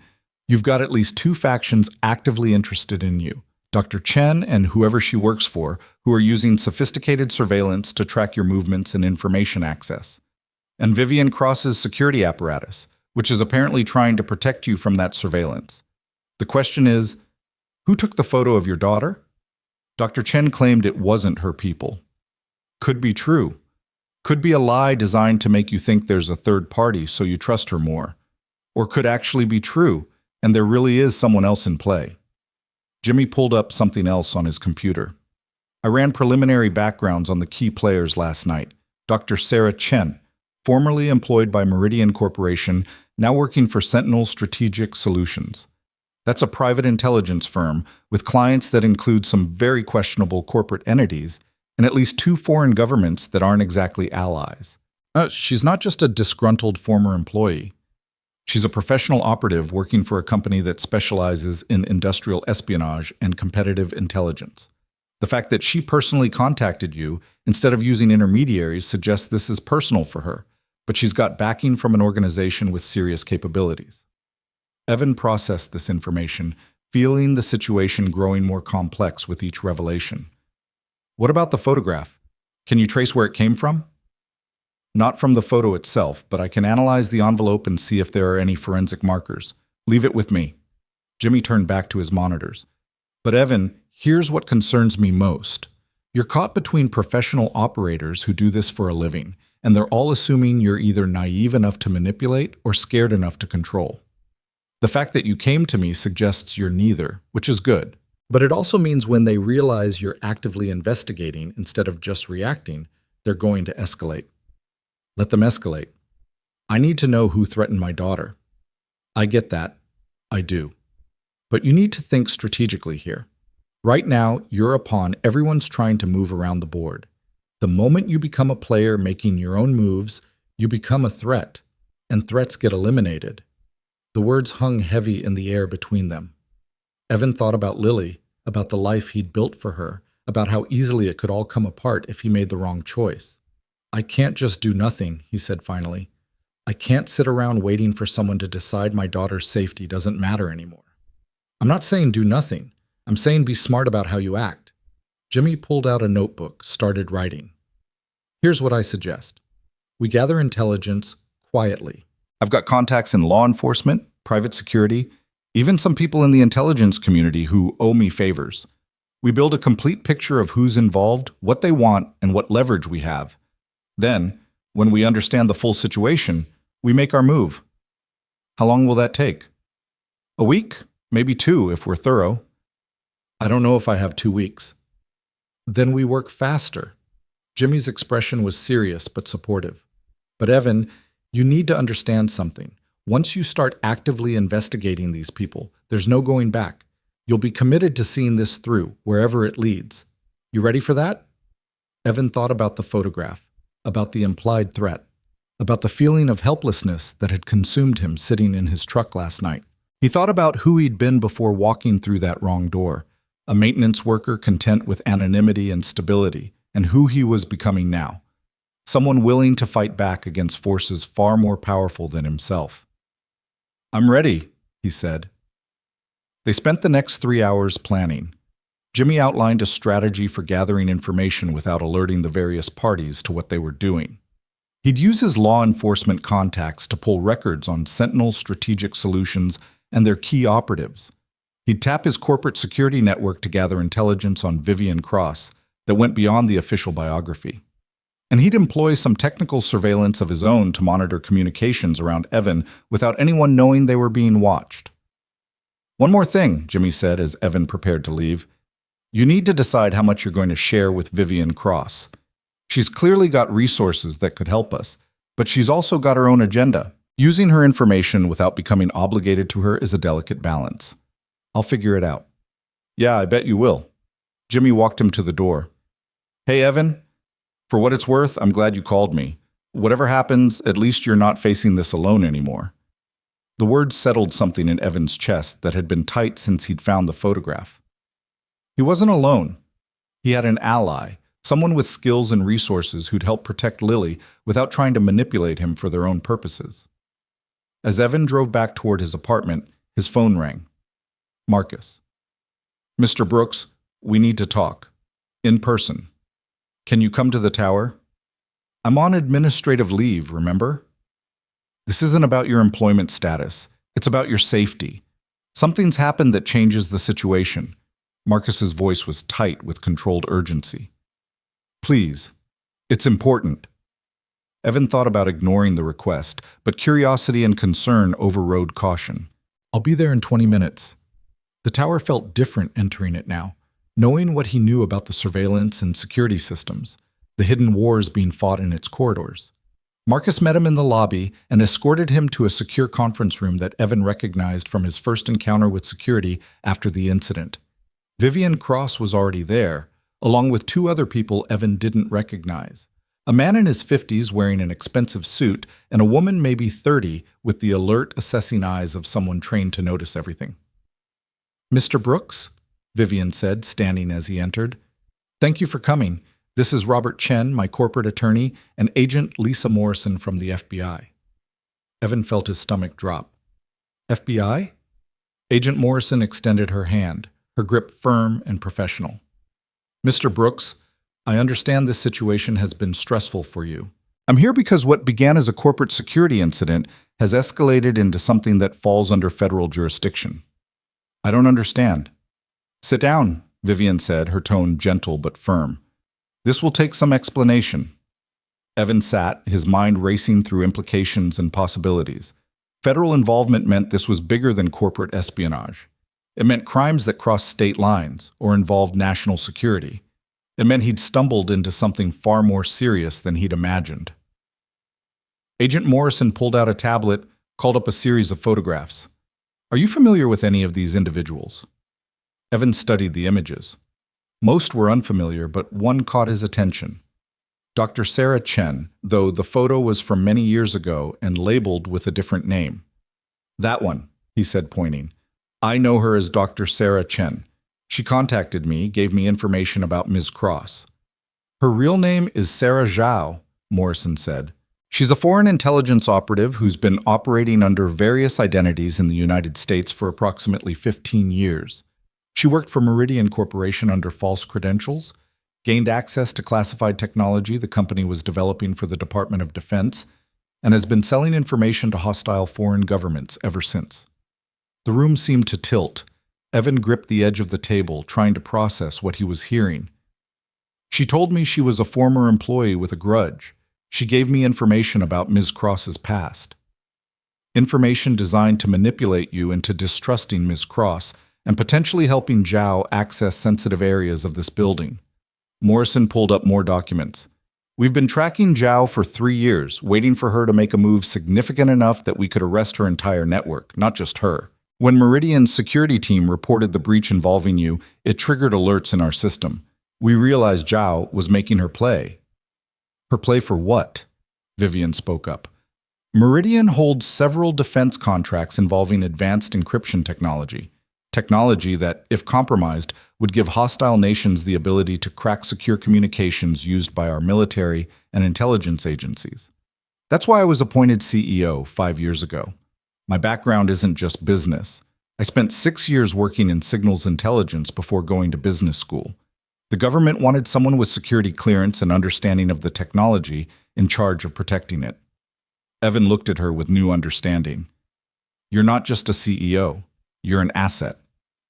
I'm a civilian now, but yes, I maintain clearance and work closely with oversight agencies to ensure sensitive technology stays secure.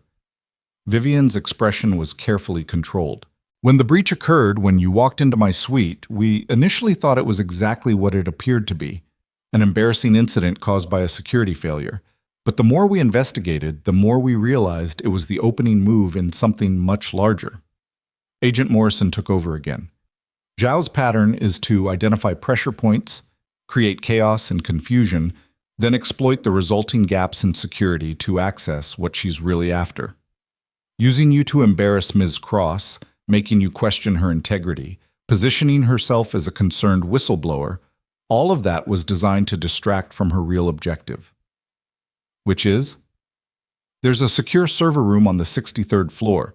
It contains backups of all Meridian's classified work, including encryption keys that would compromise multiple defense systems if exposed.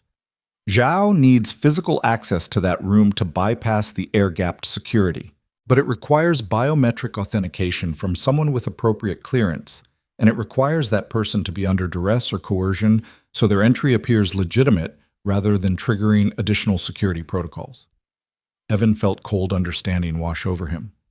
She was going to use me to force Ms. Cross to give her access. That's our assessment. Create a situation where you appear to be in danger, threaten your daughter, then offer Ms. Cross a choice, provide access to the server room, or watch an innocent man and his child suffer consequences. The photograph, Evan said, his voice tight. Someone sent me a picture of my daughter with a threatening note. Morrison's expression darkened. When did this happen? Last night, after I met with Ms. Cross. Do you still have it?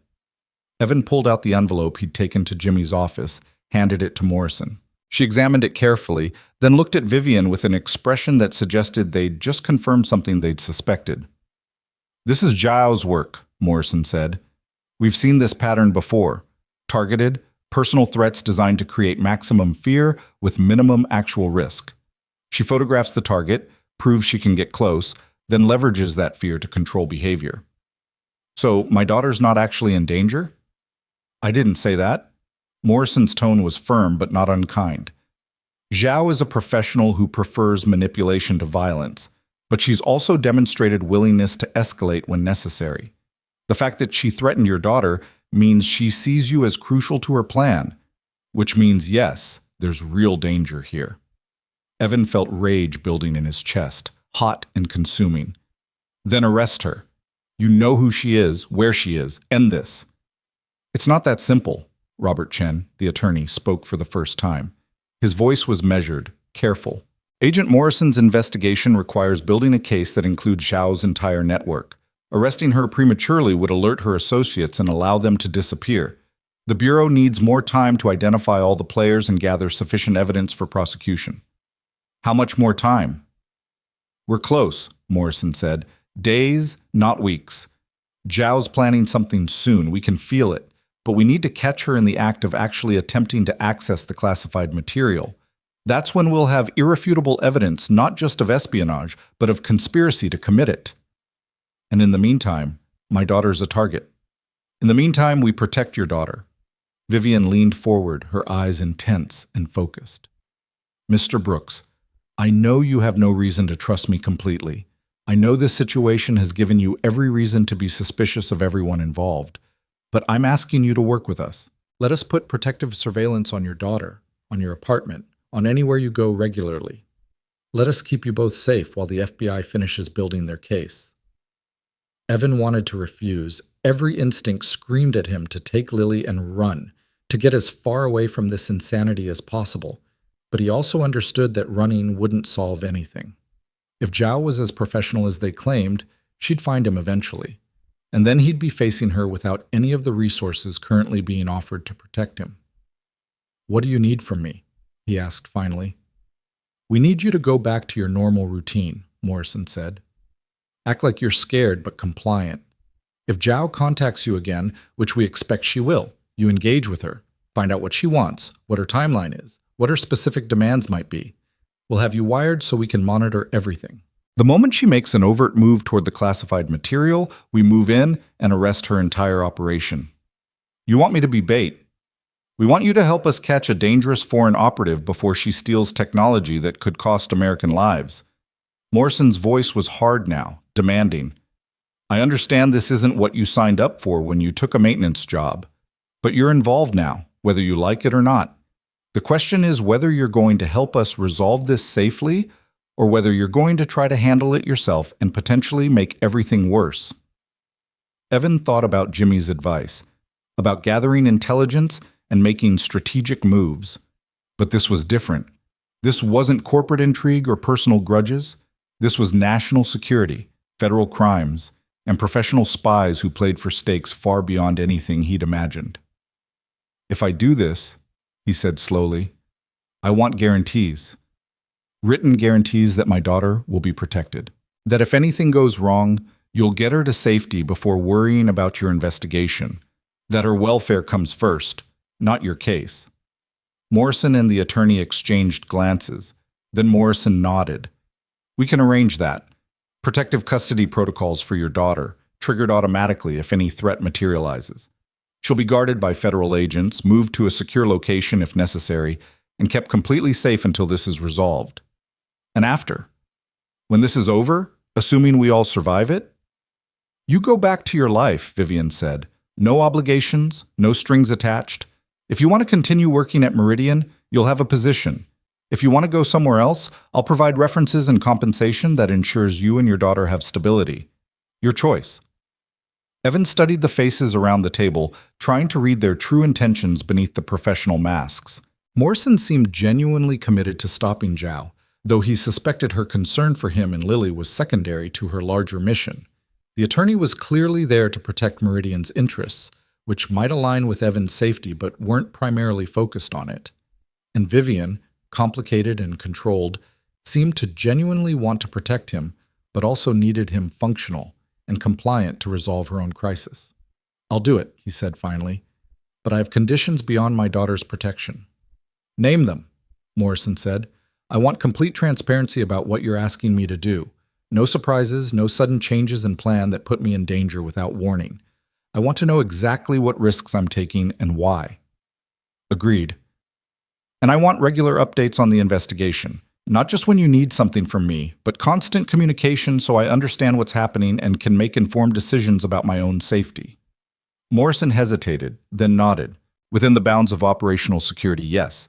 I can commit to that. One more thing. Evan looked at Vivian. When this is over, I want the truth. The complete truth about your past, about what really happened with your stepfather and the fire, about all of it. No more carefully curated versions designed to manage my perception. Vivian held his gaze for a long moment, and Evan saw something shift in her expression. Respect, maybe. Or recognition that he wasn't going to be satisfied with partial truths anymore. When this is over, she said quietly, you'll have the complete truth. I promise you that. They spent the next hour going over details. Morrison explained the surveillance equipment Evan would carry, the protocols for contacting the FBI if Zhao made contact, the protective measures being put in place around Lily's school and their apartment. The attorney outlined the legal protections being arranged, including immunity from any charges that might arise from Evan's cooperation with Zhao's apparent demands. By the time Evan left the building, his head was spinning with information and implications. He was now officially working with the FBI to catch a foreign spy. His daughter was under federal protection, and he'd committed to acting as bait in an operation that could either end with arrests and safety or with catastrophic failure and consequences he didn't want to imagine.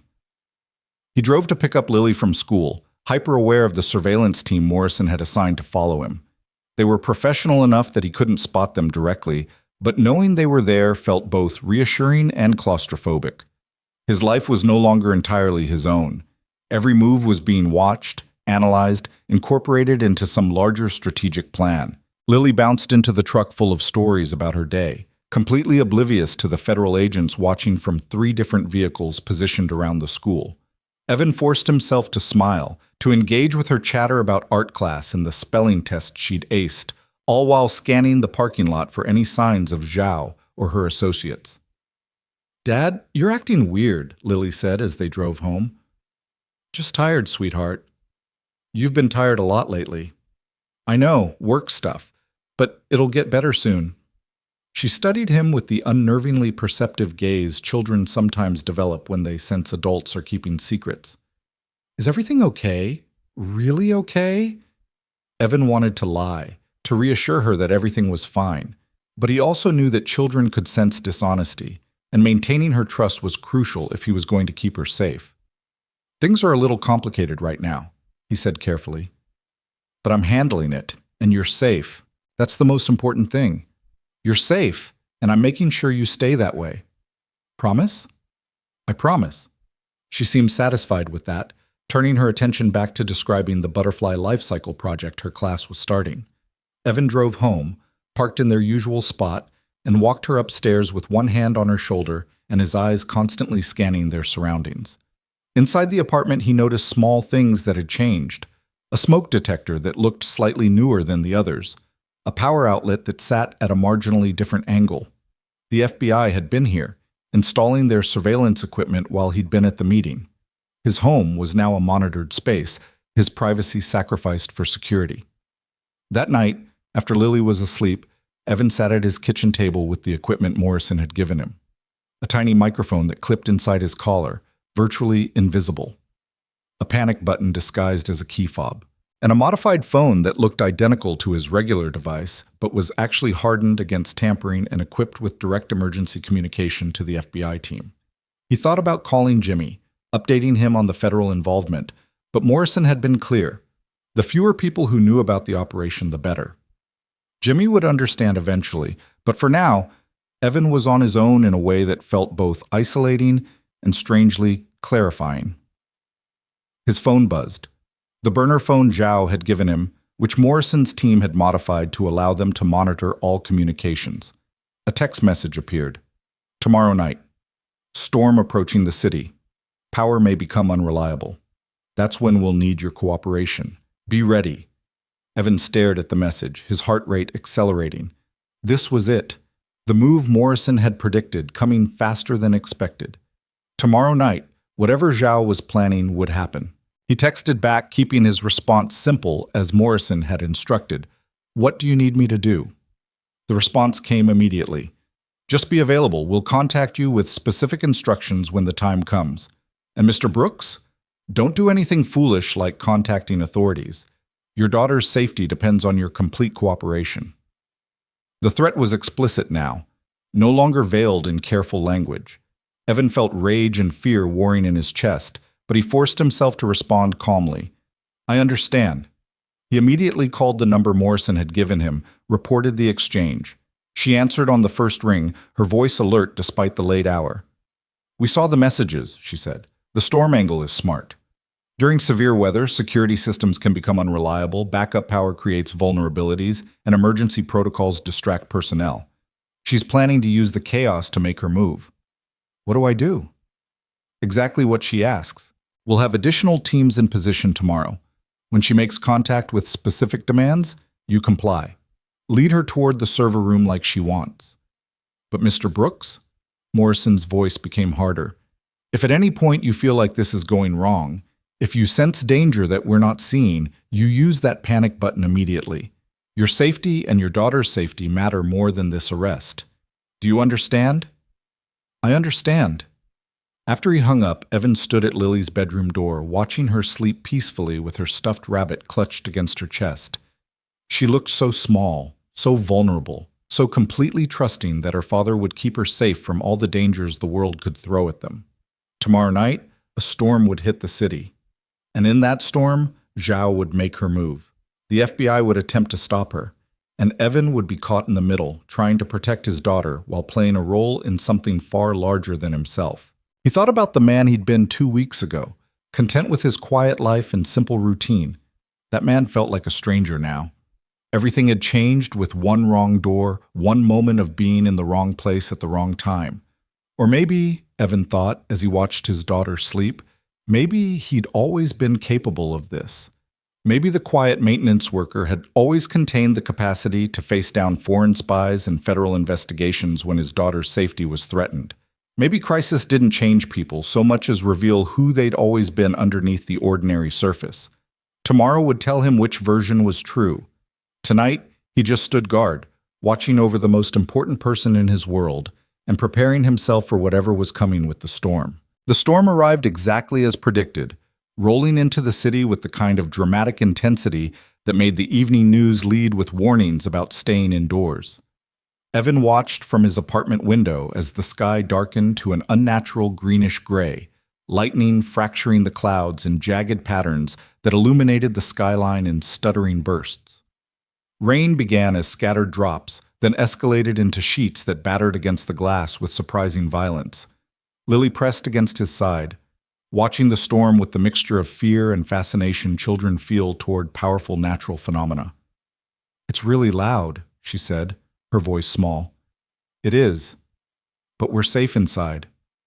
Evan wrapped an arm around her shoulders, trying to project a calm he didn't feel. The FBI had moved her protective detail into the building, posing as new tenants in the apartment directly below theirs. Morrison had assured him they'd extract Lily to a secure location the moment Zhao made contact with him, before he ever left to meet whatever demand she'd make. "I don't like storms," Lily admitted. "They make me think about things being out of control." Evan looked down at his daughter, struck by the wisdom in her simple observation. "Yeah," he said quietly. "Me too." His phone buzzed. The regular one, not the burner. A text from an unknown number. "Federal agents in your building, apartment 3B. Did you really think we wouldn't notice?" Evan's blood went cold. He immediately pressed the panic button disguised as his key fob, then texted back with shaking hands. "I didn't know they were there. I swear." The response came quickly. "Doesn't matter now. Plans have changed. You and your daughter need to leave immediately. Come to the Meridian Tower. Parking garage level B3. You have 20 minutes before we assume you're not cooperating." Before Evan could respond, someone pounded on his door. He moved Lily behind him, his heart hammering, then looked through the peephole to see Morrison and two other agents, all wearing tactical gear and looking ready for immediate action. He opened the door. "She knows you're here. She's demanding I bring Lily to the tower." Morrison's expression went hard. "Absolutely not. We're extracting both of you right now. If I don't show up, she'll disappear. You'll lose your entire investigation. I don't care about the investigation more than I care about a child's safety." Morrison turned to one of her agents. "Get the girl ready for transport. Full protective protocols." "Wait." Evan grabbed Morrison's arm. "What if there's another way? What if I go to the tower alone, tell Zhao that your people stopped me from bringing Lily? Make her think I tried to comply but couldn't. She'll know you're lying. She'll assume you're working with us, and then she'll either kill you or disappear, and we'll have accomplished nothing except putting you in danger. But if she thinks I'm desperate enough, scared enough, she might believe I'm still trying to negotiate." Evan's mind was racing, trying to think like someone caught between impossible choices. "I tell her the FBI won't let me leave with Lily. I beg her for another option. I make her tell me what she really wants instead of using my daughter as leverage." Morrison studied him, her expression calculating. "You're suggesting you voluntarily walk into a hostage situation." "I'm suggesting I give her a target that isn't my 7-year-old daughter." One of the other agents spoke up. "It could work. If he's wired, if we have teams in position at the tower, we might be able to use his meeting with Zhao to finally get visual confirmation of her entire operation." "Or he could get killed," Morrison said flatly. "I'm already involved. I'm already at risk." Evan glanced back at Lily, who was watching the adults with wide, frightened eyes. "But she doesn't have to be. Get her somewhere safe. Let me go to the tower and deal with Zhao. If I can buy you enough time to arrest her whole network, then this ends tonight instead of dragging on with my daughter living in fear." Morrison was quiet for a long moment, clearly running through scenarios and probabilities. Finally, she nodded. "We do this my way. Full tactical support, immediate extraction protocols if anything goes wrong.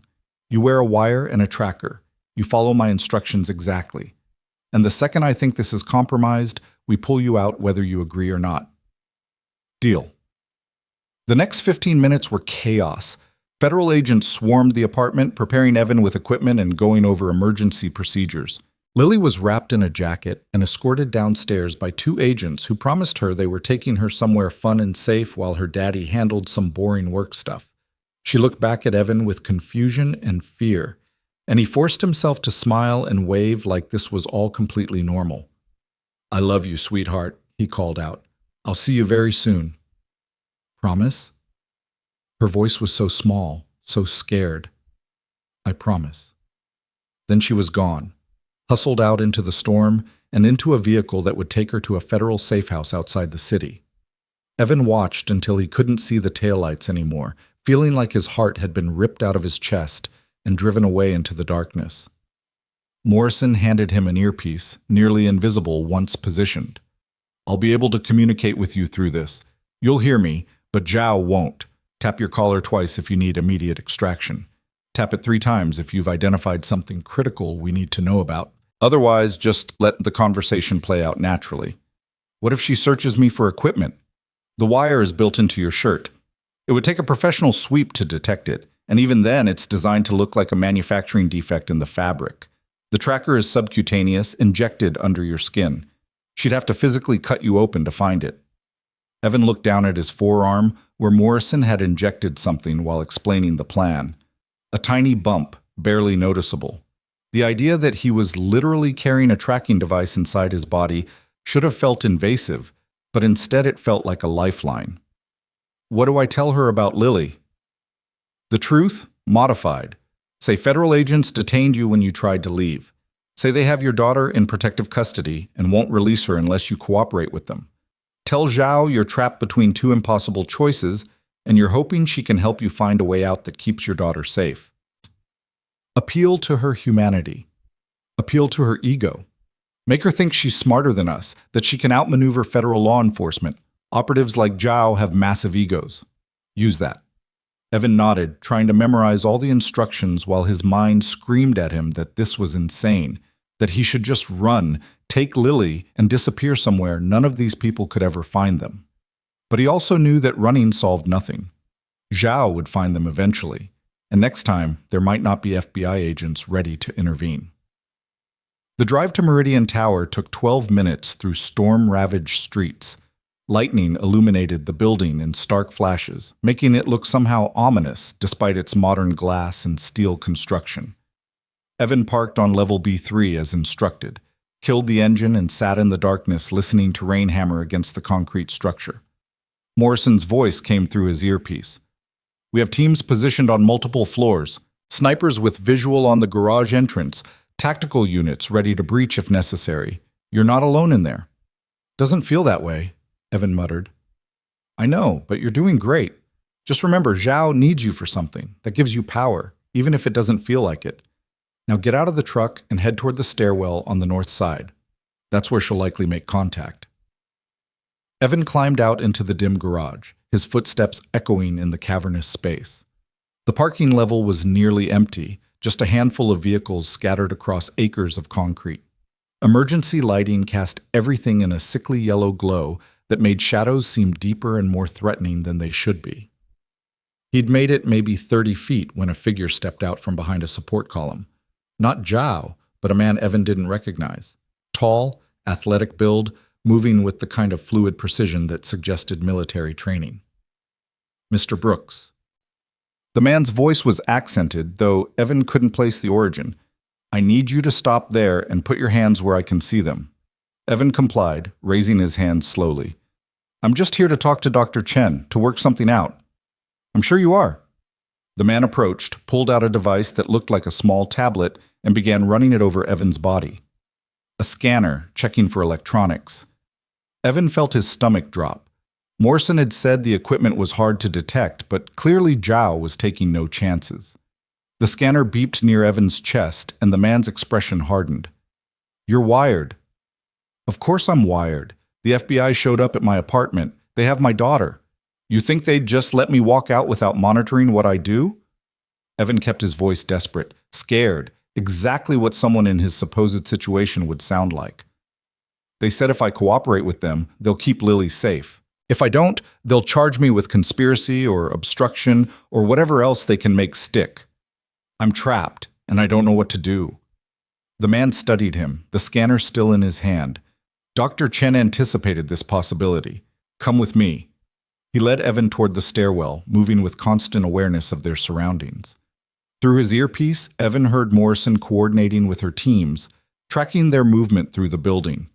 They climbed stairs in silence, passing the ground floor, then the second floor, finally emerging onto the third floor, where executive offices sat dark and empty. Zhao waited in a corner office, standing near the windows and watching the storm rage outside. She turned as they entered, her expression calm but assessing. Mr. Brooks, I see you've brought federal monitoring with you. I didn't have a choice. They grabbed me before I could leave. And your daughter? They took her. Protective custody, they called it. They said she'd be safe as long as I cooperate with their investigation into you. Zhao smiled, though there was no warmth in it. Clever. Use the child as leverage while claiming to protect her. The FBI does love their manipulative tactics. She moved closer, studying Evan's face. So now you're here, wired and tracked, probably with tactical teams positioned throughout this building, and yet you still came. Why? Because I need this to end. I need my daughter back, and I need both of us to be safe. You said you could help with that. I said I needed your cooperation. That's different from offering help. Then what do you need from me? What's worth threatening a 7-year-old girl? Zhao's expression shifted, something like annoyance crossing her features. I never threatened your daughter, Mr. Brooks. That photograph, that message. That wasn't my operation. Someone else has been interfering in my work, trying to accelerate my timeline and force my hand. Someone who doesn't understand that patience and precision are more valuable than fear and urgency. Through his earpiece, Morrison's voice was sharp. She's telling the truth. We've been tracking a third party, separate from Zhao's operation. Keep her talking about it. Who? Evan asked. Who else is involved in this? That's what I've been trying to determine. Zhao moved to the desk, pulled up something on a laptop. I've spent weeks planning how to access Meridian's classified servers. Careful, methodical planning that would have worked without anyone getting hurt. Then suddenly, someone starts escalating, breaking into Ms. Cross's suite in ways I didn't authorize, setting you up more dramatically than necessary. And yes, threatening your daughter when I specifically instructed my team that children were off limits. Why should I believe you? Because I'm a professional, Mr. Brooks. I steal information. I don't murder innocent people, and I certainly don't threaten children. That's inefficient and creates unnecessary complications. She turned the laptop toward him.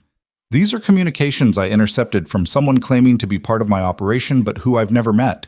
Someone who's been using my mission as cover for their own agenda. Evan studied the screen, seeing messages that referenced him, Lily, even detailed information about his daily routine. Morrison's voice came through again. Get her to identify who's sending those messages. We need confirmation. Do you know who it is? Evan asked. I have suspicions, but what matters right now is that we have a mutual problem. Someone wants both of us compromised. They want me arrested before I can complete my mission, and they want you caught in the crossfire, possibly as a scapegoat who takes the blame for security breaches you didn't commit. That doesn't make sense. Why would anyone want that? Because it serves Vivian Cross's interests perfectly. Zhao's voice was cold now, certain. Think about it. She gets to play the victim of foreign espionage. She gets to eliminate me as a threat. And she gets to remove you as a witness to whatever really happened the day you walked into her suite. You're saying Ms. Cross is behind the third party. I'm saying someone with access to Meridian's security systems. Someone who understands how to manipulate both my operation and federal investigations. Someone who benefits from chaos that eliminates her enemies while making her look like an innocent target. Who else fits that profile? Morrison's voice was urgent now. She's trying to turn you against Cross. Don't buy into it. We've vetted Vivian completely. But Evan remembered the photograph of Lily, the professional quality of it, the way it had appeared right after his meeting with Vivian. He remembered how quickly the FBI had gotten involved, how conveniently they'd offered protection while also putting him in position to be used as bait. He remembered Vivian's eyes when she'd told him about her past, the controlled emotion that could have been genuine trauma or could have been performance. I don't know what to believe anymore, he said, and that at least was completely honest. Zhao nodded, something like sympathy crossing her face. Then believe this. In approximately 10 minutes, the storm is going to knock out primary power to this building. Backup generators will engage, but there will be a 40-second window where security systems are vulnerable. That's when I was planning to access the server room and complete my mission. But now, with federal agents throughout the building and you wired and tracked, that plan is compromised. So what are you going to do? I'm going to offer you a choice. Help me get what I came for, and I'll give you evidence that proves who really threatened your daughter. Evidence that will protect you from being used as anyone's scapegoat. Or refuse, and we all lose. The FBI arrests me, sure. But they don't get my network, don't stop the larger operation, and you remain a loose end that someone very powerful will want tied up. Morrison's voice was sharp. Do not agree to help her. We're moving tactical units into position now. Just keep her talking for 2 more minutes. But Evan was thinking about Lily, alone in some federal safe house, trusting that her father would keep her safe. He was thinking about the photograph, about how easily someone had gotten close enough to take it. He was thinking about Vivian's face when she'd promised him the truth, and Zhao's face now as she offered him the same thing. Everyone was using him. Everyone had their own agenda. The question wasn't who was lying. They probably all were, in different ways. The question was whose lies would best protect his daughter. What evidence? He asked. Zhao pulled out a USB drive. Security footage from the day someone photographed your daughter. Footage that shows exactly who took that picture and who they report to. Metadata that proves when and how the photo was taken. Documentation that will demonstrate you were a target, not a conspirator. That could be faked.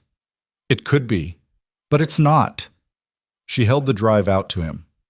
You want to protect your daughter? This is how you do it. Help me complete my mission, take this evidence, and make sure that whoever actually threatened your child faces consequences. The lights flickered. Once. Twice. Then the building plunged into darkness, emergency lighting taking several seconds to engage. In that darkness, Evan heard movement, felt rather than saw people moving around him. When the emergency lights came on, casting everything in that sickly yellow glow, Zhao was gone. The USB drive sat on the desk where she'd been standing, and the door to the office was slowly closing, suggesting someone had just exited. Morrison's voice exploded in his earpiece. All units, suspect is mobile. Brooks, stay exactly where you are. Do not move. Do not touch anything. But Evan was already moving toward the desk, toward the USB drive that might contain evidence about who'd threatened Lily. His hand closed around it just as the office door burst open and federal agents poured in, weapons raised, shouting commands.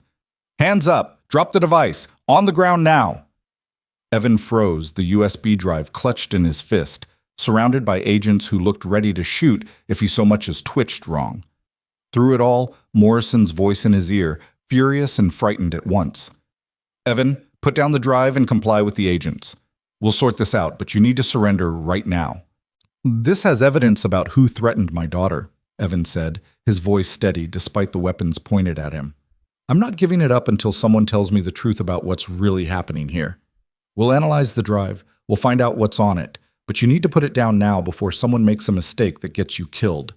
Evan looked at the agents, their faces hard with adrenaline and training, their fingers on triggers.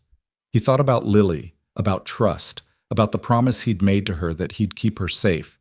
And he made a decision that was either the smartest or stupidest thing he'd ever done.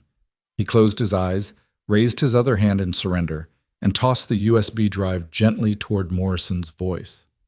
Figure out who threatened my daughter. That's all I care about anymore. Not your investigation, not Zhao's mission, not Meridian's secrets. Just who put my little girl in danger. The tension in the room shifted, weapons lowered slightly. Someone moved forward to secure Evan's hands, but gently, not aggressively, and Morrison's voice came through, softer now. We will. I promise you we'll figure it out. They found Zhao 3 floors down, trying to access a maintenance corridor that would have led to the server room. She was arrested without incident, professional to the end, offering no resistance once surrounded by federal agents who clearly knew what they were doing. Her phone and laptop were seized, encrypted devices that would take the FBI's technical teams days or weeks to crack. But the USB drive Evan had grabbed yielded its secrets much faster. Morrison brought him to a secured office an hour later, after the building's power had been restored and the storm had begun to subside. Evan was exhausted, strung out on adrenaline and fear, desperate for news about Lily and for answers about what the drive had contained. Your daughter is safe, Morrison said immediately, understanding what mattered most. She's asking for you. We'll have her brought back within the hour. And the drive? Morrison's expression was complicated. That's where things get interesting. She pulled up images on a laptop, showing the same photograph Evan had received, but with layers of metadata exposed. The photo was taken by a private security contractor working for Meridian, specifically working directly for Marcus, head of corporate security. Evan felt the world tilt again. Marcus threatened my daughter? Not exactly. Marcus was conducting protective surveillance on your daughter, monitoring potential threats. But someone intercepted his surveillance data and used it to create that threatening message. Someone who had access to Meridian's internal security systems and the technical knowledge to make it look like it came from Zhao's operation. Who? Morrison pulled up another file, this one showing personnel records. Dr. Robert Chen, the corporate attorney you met. Turns out he's Sarah Zhao's brother. Real name Robert Zhao. He's been working inside Meridian for 3 years, feeding his sister information while maintaining his cover as legal counsel. He's set up the whole thing, used me to distract from Zhao's real mission, threatened my daughter to pressure me into helping, all while pretending to be on Vivian's side. That's our assessment. He's in custody now, along with Zhao, and we've dismantled their entire network, 17 operatives total, including several others embedded in defense contractors across the country. Evan sat down heavily, trying to process everything. So Vivian was telling the truth. She really was just a target. She was, though I'll note that her past, the incident with her stepfather, the fire, all of that is exactly as she described. We verified it completely during our investigation. Whatever sins she may have committed in building her empire, murder isn't among them. And me? What happens to me now? Morrison closed the laptop. You go home, you hug your daughter. You decide whether you want to go back to work at Meridian or start fresh somewhere else. The FBI thanks you for your cooperation. The charges we threatened you with were never real anyway, and you get to return to your normal life. Just like that. Just like that. Morrison stood, extended her hand. For what it's worth, Mr. Brooks, you did good work tonight. You kept your head, protected your daughter, and helped us stop a significant national security threat. That takes courage most people don't have. Evan shook her hand, feeling disconnected from the praise. He'd done what any father would do. Nothing heroic or special. Just whatever it took to keep his daughter safe. They brought Lily back 45 minutes later, delivered by the same agents who'd taken her away. She ran to Evan the moment she saw him, throwing herself into his arms with enough force to nearly knock him over. Dad, they said we were in danger, but now we're safe, and I got to see a real FBI office, and they had computers everywhere, and I know, sweetheart, I know. It's all over now. Evan held her tight, breathing in the familiar scent of her shampoo, feeling her solid and real and safe in his arms. Nothing else mattered, not Zhao or Robert Chen or corporate espionage or any of it, just this, just her. Morrison arranged for them to be driven home in a federal vehicle with assurances that protective surveillance would continue for another few days until they were certain all threats had been neutralized. Evan accepted numbly, too exhausted to argue or question anymore. Back in their apartment, Evan made Lily hot chocolate despite the late hour and sat with her on the couch while she told him about her adventure with the FBI agents.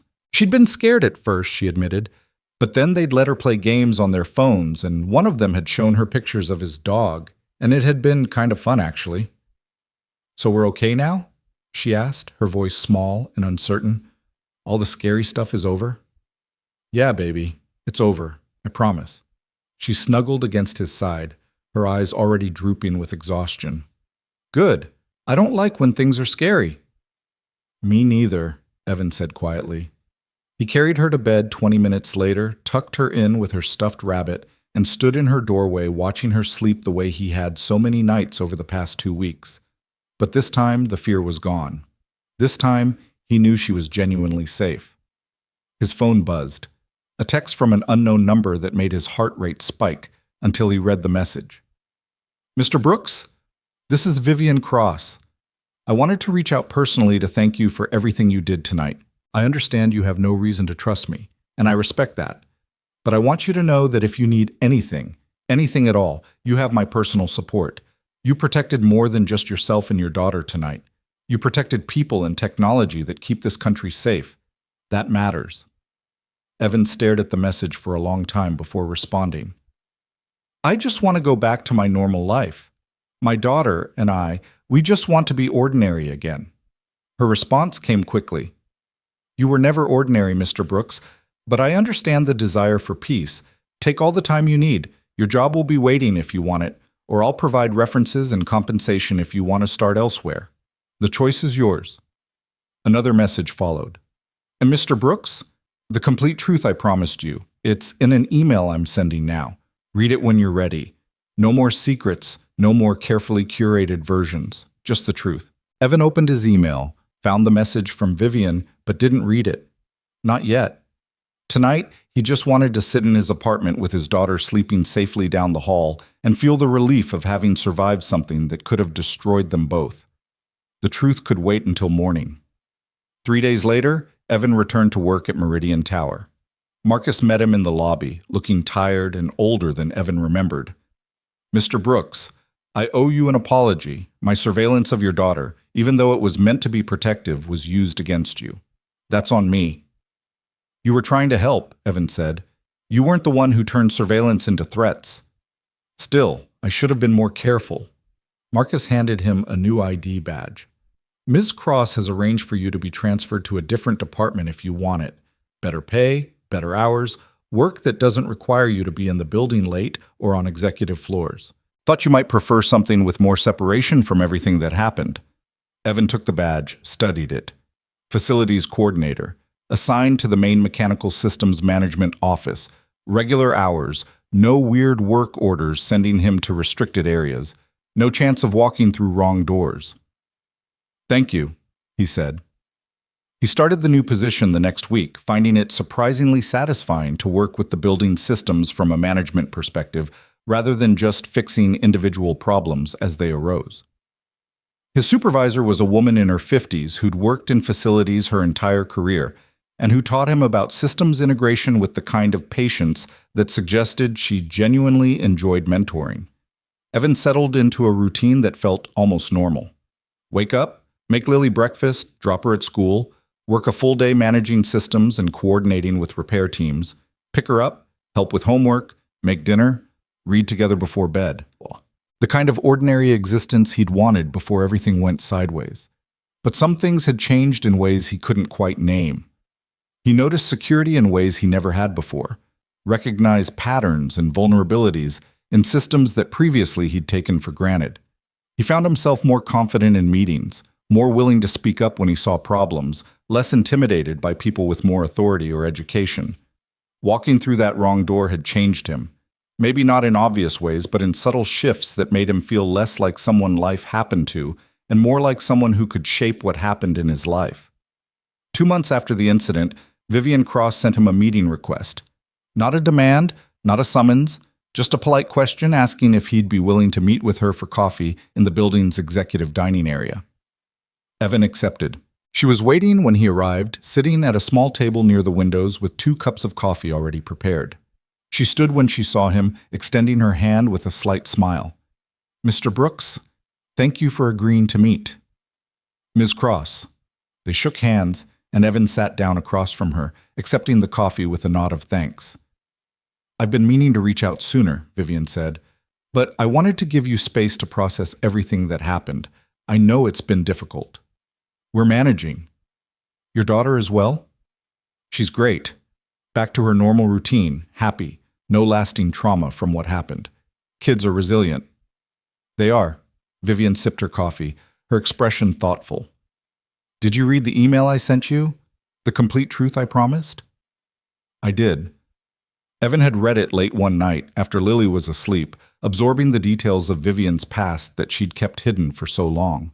The abuse she'd endured, the violence she'd used to escape it, the fire that had freed her but also left her with permanent guilt about not being there when her mother needed protection. It was raw and honest in ways that corporate executives rarely allowed themselves to be. "Thank you for sharing that. I wanted you to know that I understand what it means to protect someone you love from threats you can't entirely control. My mother stayed with a man who hurt her because she thought she was protecting me from worse alternatives. I left that house because I thought getting away would protect both of us. We were both wrong, in different ways. Protection is more complicated than we want it to be." Evan thought about the choices he'd made over the past 2 months, the risks he'd taken, the people he'd trusted and mistrusted. "Yeah, it is. I also wanted to tell you that the security improvements we've implemented because of what happened, they're significant. New protocols, better oversight, multiple layers of authentication for sensitive areas. What happened to you? What almost happened to all of us? It exposed vulnerabilities we didn't know existed." "That's good." "It is.